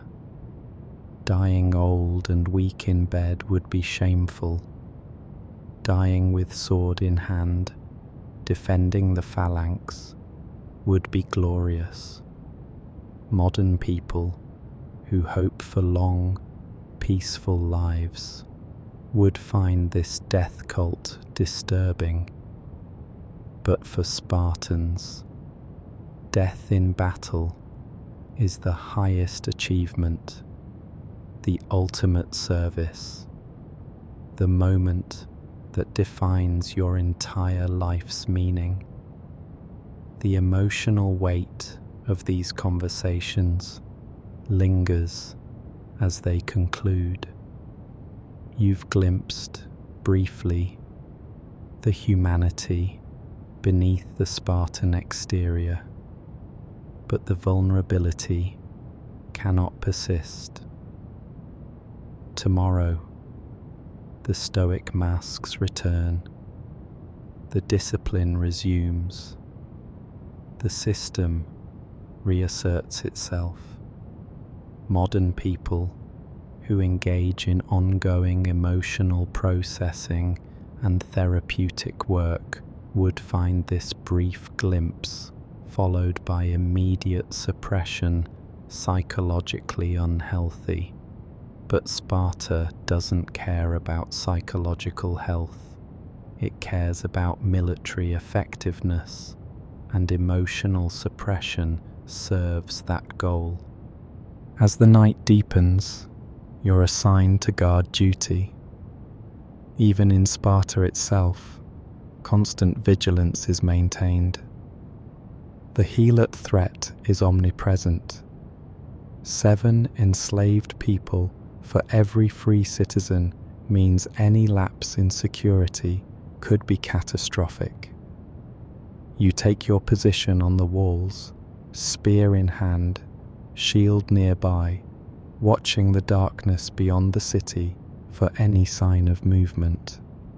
Modern people who live without constant threat cannot understand this state of permanent military alertness.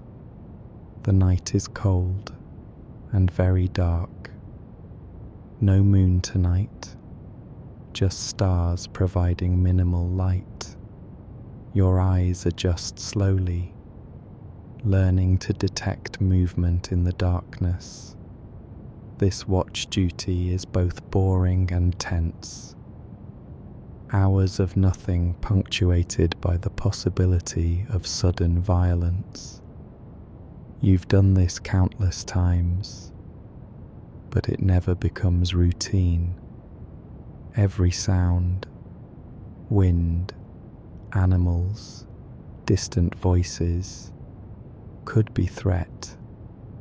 The hypervigilance required would exhaust most modern people, but you've been trained to sustain this alertness for hours.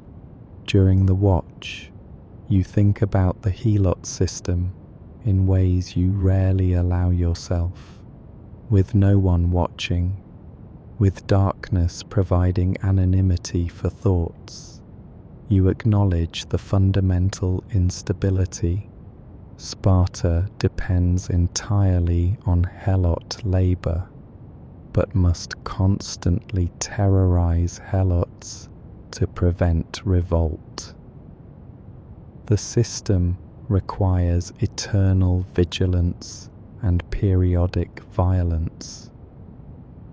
What happens if the helots ever organize effectively?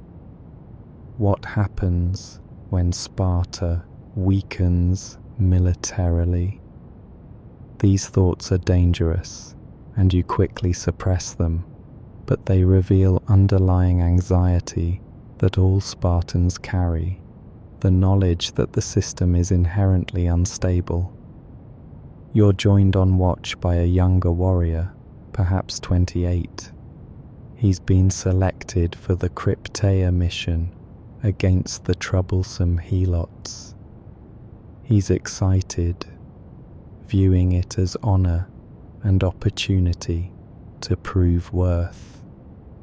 You remember your own Crypteia service, the nighttime assassinations of Helots identified as potential leaders. The missions were efficient and brutal. You'd locate your target, often a Helot family, kill the designated individual, leave without trace.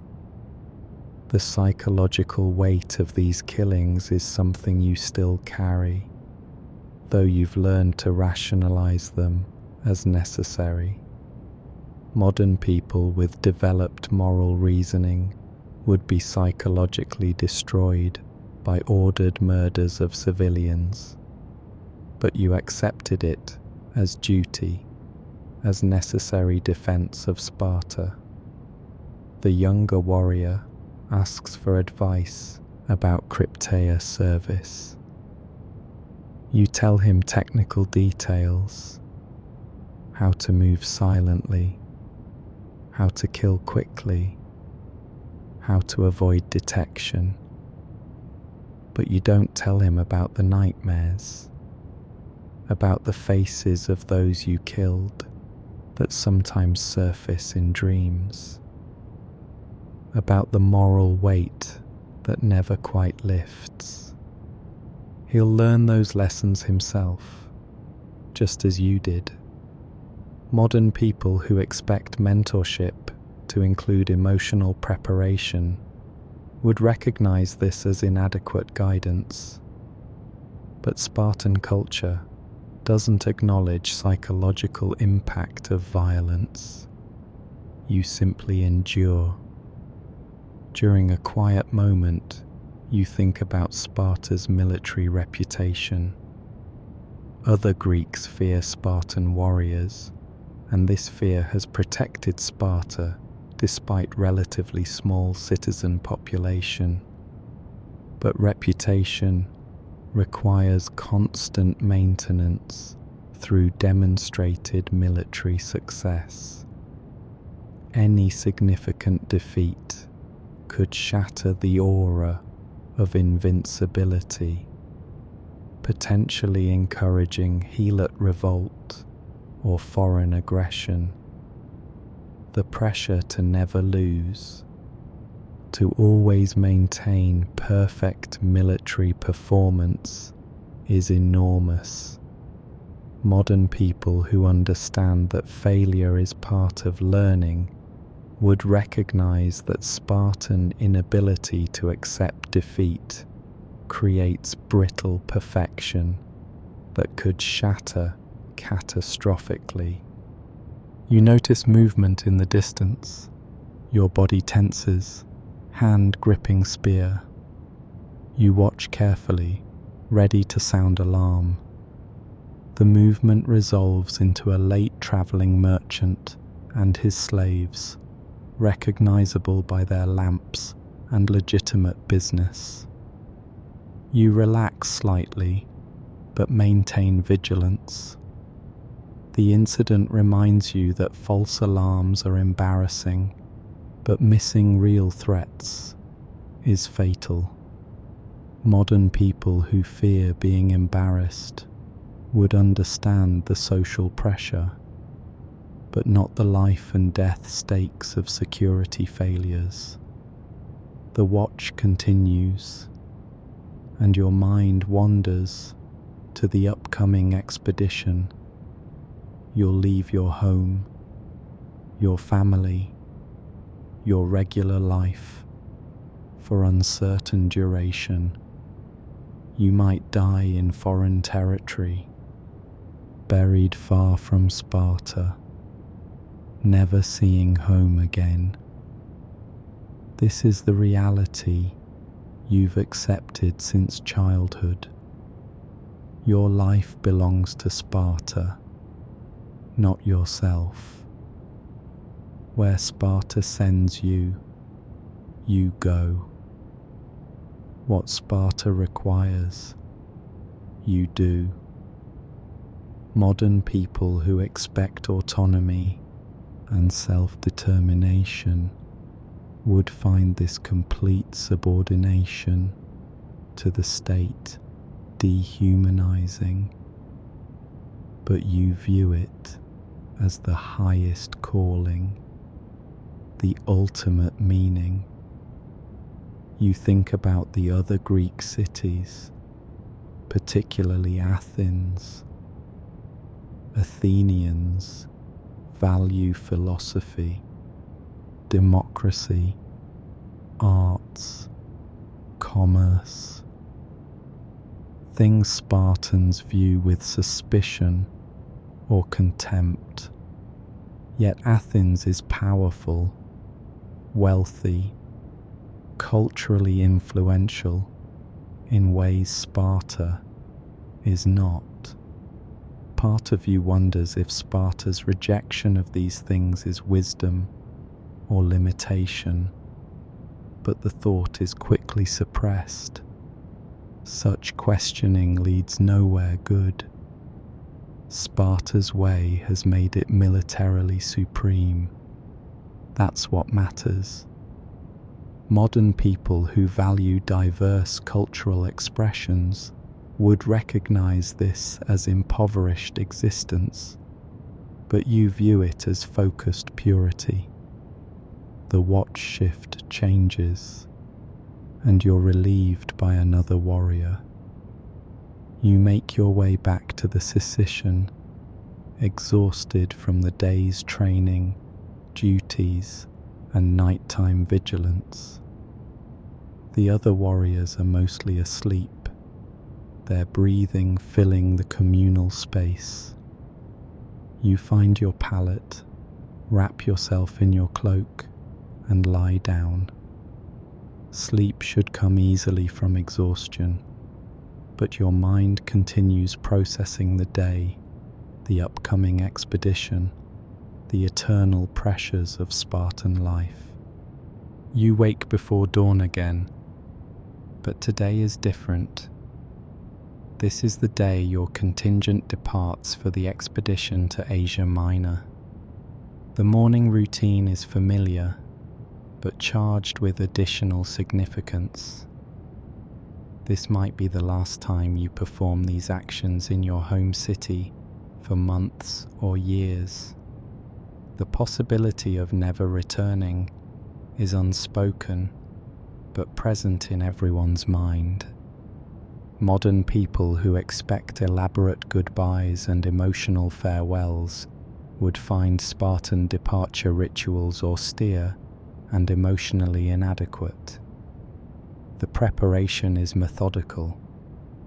Your equipment is inspected one final time, aspis polished, dory shaft checked for weakness, xiphus sharp and oiled. Your cloak is rolled tightly. Provisions for the march are packed. Dried fish, hard bread, minimal personal items. Spartans travel light, living off the land when possible, carrying only essentials. Modern military logistics with extensive supply trains would seem inefficient to Spartans, who pride themselves on mobility and self-sufficiency. The farewell to your messmates who aren't joining this expedition is brief. A few words, grasped forearms, eye contact that communicates more than words could. These men are your truest family, and leaving them is harder than leaving your blood family. Modern people who expect emotional goodbyes would find this restraint cold. but excessive emotion would be seen as weak, unmanly. The bonds are deep, but expressed through actions and shared experience, rather than words or displays. You walk to your home for a final farewell to your wife and children. The visit is short. Your wife is stoic, showing no tears or distress. She knows crying would shame both of you. She reminds you of your duty, expresses confidence you'll serve Sparta well, tells you the household will function properly in your absence. Modern wives who expect emotional support and expressions of love would find this interaction cold and unsatisfying. But Spartan marriages aren't built on emotional intimacy. They're partnerships serving Sparta's needs. Your younger children are present, but don't understand the significance. Your older son in the agoge isn't here.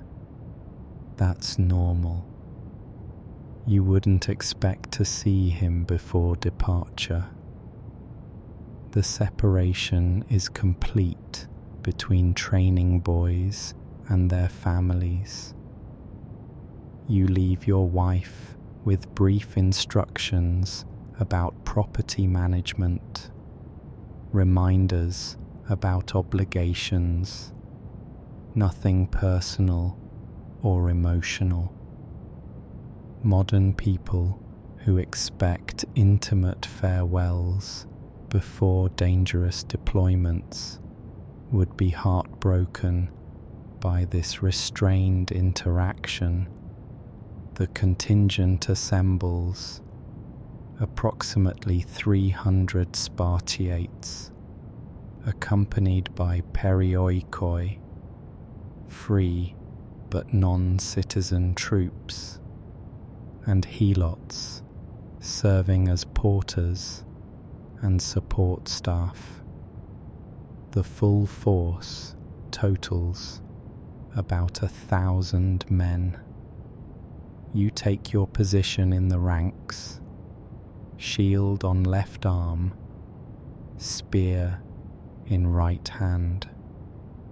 The formation is perfect, each man knowing his place through years of training. Modern people who struggle with organization would be impressed by this instant. Perfect assembly with no confusion or misdirection. Before departure, there's a final religious ceremony. Sacrifices are made, omens read one last time. The signs are acceptable, not perfectly favorable, but not so ill that departure should be postponed. The priests bless the expedition, invoking divine protection.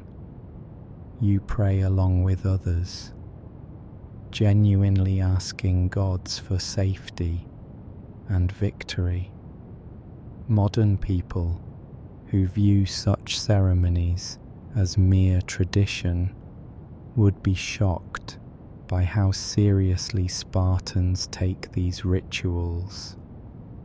Divine favor is literally seen as difference between survival and death.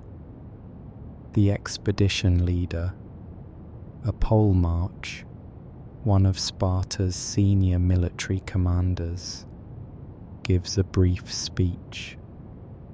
His words are laconic, as expected. He reminds you that you're Spartans, finest warriors in Greece, that your reputation goes before you, that maintaining that reputation is your duty.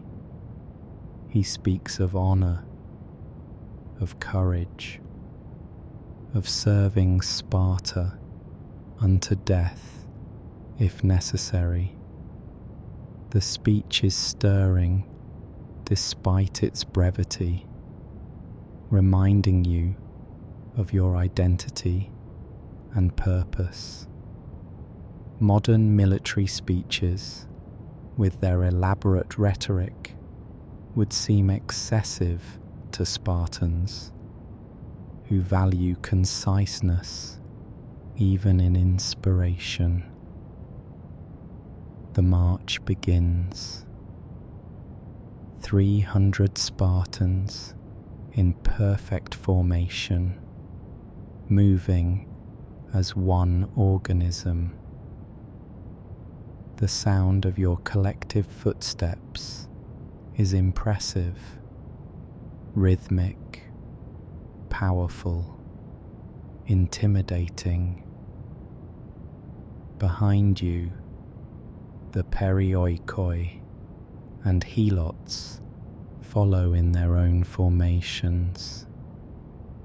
You're marching out of Sparta toward whatever awaits in Asia Minor. Battles, hardship, possible death. But you're doing it as a Spartan, as part of the finest military force in the known world. And that identity gives meaning to the suffering ahead. As you march through Sparta toward the city's edge, citizens watch. Women, children, old men, all observing the warriors departing.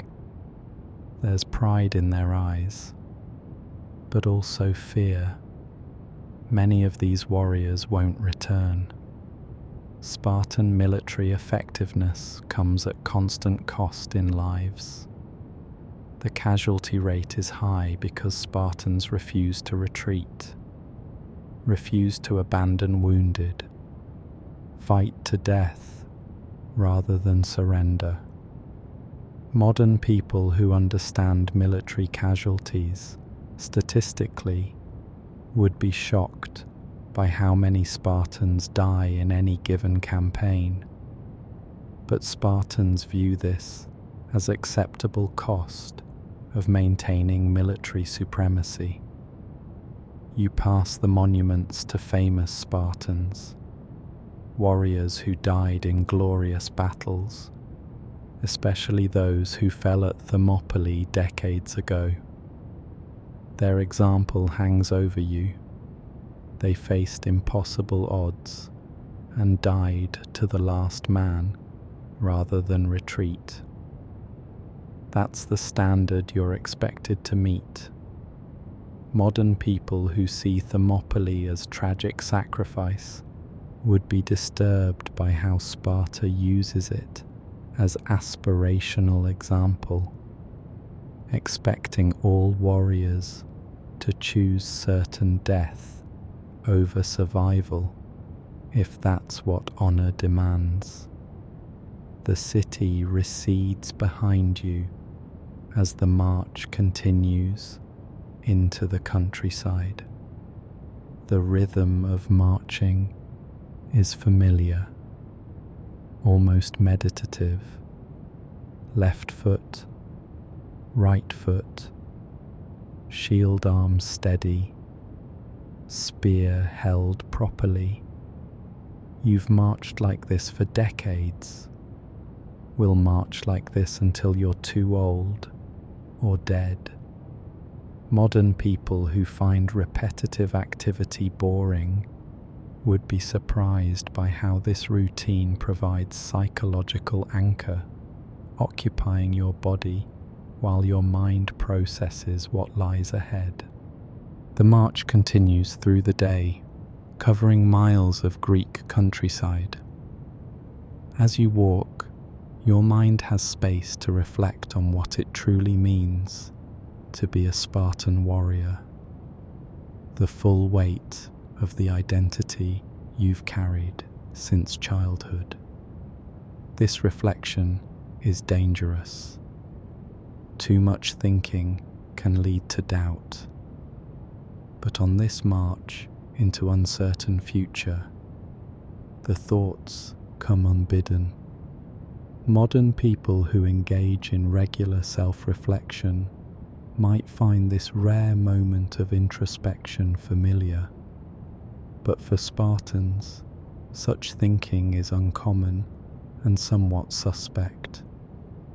You consider the childhood you endured, taken from your mother at 7, raised in brutal conditions, trained through pain and hunger, beaten regularly, taught that weakness equals death. That experience shaped you entirely. You have no memory of childhood innocence or play. Your childhood was systematic hardening, forging you into a weapon for Sparta's use. Modern understanding of childhood development would recognize this as deeply traumatic, but you view it as necessary preparation. Without the Agoge's brutality, you wouldn't have survived the battles you've fought, wouldn't be the warrior you are. The psychological cost is enormous, but it's the price of Spartan effectiveness. You think about the hundreds of small choices you've never made, because Sparta made them for you. Where you live, in barracks, not at home. What you eat, what's provided, not what you want. When you sleep, when ordered, who you associate with, your messmates, chosen partially by mutual agreement, but constrained by social expectations. Where you go, wherever Sparta sends you, whether you live or die, determined by military necessity, not personal preference. Modern people who expect autonomy over basic life decisions would find this level of control totalitarian and dehumanizing. But you've never known anything different, and the structure provides purpose, if not freedom. Your mind turns to identity. What are you beyond being a Spartan warrior? The answer is troubling. Almost nothing. If you weren't a warrior, you'd have no identity, no purpose, no value. Your worth is entirely functional, measured by military capability. As you age, and that capability declines, your value declines proportionally. Modern people who believe in intrinsic human worth, regardless of productivity, would be disturbed by this purely functional valuation of human life. But Spartan society is organized around military effectiveness, and everything, including individual lives, is subordinate to that goal. You consider the psychological techniques Sparta uses to maintain its system. the constant surveillance. Everyone watches everyone, evaluating, judging, ready to report weakness. The public shaming. Failures are displayed publicly, held up as examples of what not to be. The hero worship, glorifying those who died in battle, making death in service the highest achievement. The suppression of individuality, enforcing conformity, punishing deviation, creating interchangeable warriors rather than unique individuals. Modern people familiar with totalitarian systems would recognize these techniques, but you accept them as natural and necessary. The expedition continues through various Greek territories, and you see other ways of life. Cities where men engage in commerce, philosophy, arts. Citizens who argue and debate freely. People who seem softer, weaker, but also somehow freer than Spartans. Part of you looks down on them. They lack Spartan discipline and military prowess. But another part, carefully hidden, wonders if their lives contain satisfactions you'll never know. Modern people who expect to sample different lifestyles would be troubled by how completely Sparta has closed off alternatives, making your identity total and inescapable. You think about the price Sparta pays for military supremacy, the stunted emotional development, warriors who can barely express affection or process grief, the intellectual limitation, no philosophy, no arts, no exploration of ideas, the moral compromises, the helot system, the infanticide, the cryptia killings, the physical toll, bodies broken by endless training and combat. Modern people who consider these costs would question whether military effectiveness justifies them. But Sparta never questions, because military power is the foundation of everything else. The march crosses into territory recently affected by Persian influence. You see evidence of past conflicts, abandoned fortifications, burned settlements, memorials to fallen warriors. The Persian threat is why you're on this expedition. Maintaining Greek independence requires constant military readiness and occasional intervention. You believe in this cause genuinely. Preventing Persian domination of Greece is worth the sacrifice. Modern people who question military interventions might see complexity and ambiguity, but your worldview is simpler. Sparta protects Greek freedom through military might, and that's unambiguous good. You reflect on Sparta's decline trajectory that you're barely aware of, but that future historians will identify clearly.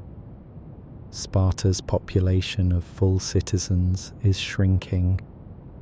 War casualties, economic pressures, reducing some families below citizen status, low birth rates. Eventually, Sparta won't have enough warriors to maintain its system or its dominance. But this future is invisible to you. Sparta seems eternal, unchanging, supreme. Modern people who understand historical change would see Sparta as already containing seeds of its own decline. But you march forward, confident in Spartan exceptionalism. The evening brings camp construction. Even on march, Spartans build fortified camps following standard procedures. The work is familiar, automatic. Digging ditches, raising ramparts, setting guards. Modern people who find camping challenging would be amazed by the speed and efficiency with which 1,000 men transform empty ground into defensible position. But for you, it's just another day's routine, no different from thousands of previous camps. The evening meal in camp is simple. Rations consumed while sitting on the ground, surrounded by your unit. The black broth is there, made from preserved ingredients and whatever can be foraged. Conversations are minimal. Everyone's tired from the day's march, but there's satisfaction in the collective competence, the way everyone knows their role and executes it perfectly. Modern people who struggle with group coordination might envy this seamless cooperation, though they'd probably question the brutal training required to achieve it. As darkness falls and you prepare for sleep on the ground, wrapped in your cloak, you're aware of soreness from the march, old injuries aching, your body showing the accumulated wear of decades of Spartan life. You're 35, but your body feels older. You wonder how many more years you can maintain frontline service. What happens when you can no longer keep pace, can no longer hold the shield in position for hours? Modern people who expect long, healthy lives would be disturbed by how quickly Spartan life ages warriors, using them up and discarding them when they break. Your last thoughts before sleep are about identity and meaning. You're a Spartan warrior. That's your purpose, your value, your entire existence. The system is brutal, the costs enormous, the suffering constant. But it's also given you brotherhood, purpose, membership in something greater than yourself. You're part of the finest military force in history, bearer of a tradition of excellence and courage. Modern people might question whether this justifies the costs, but for you, it's simply what you are. The question of whether you'd choose this life if given alternatives never arises, because alternatives have never existed. This is the only life you've ever known or could imagine.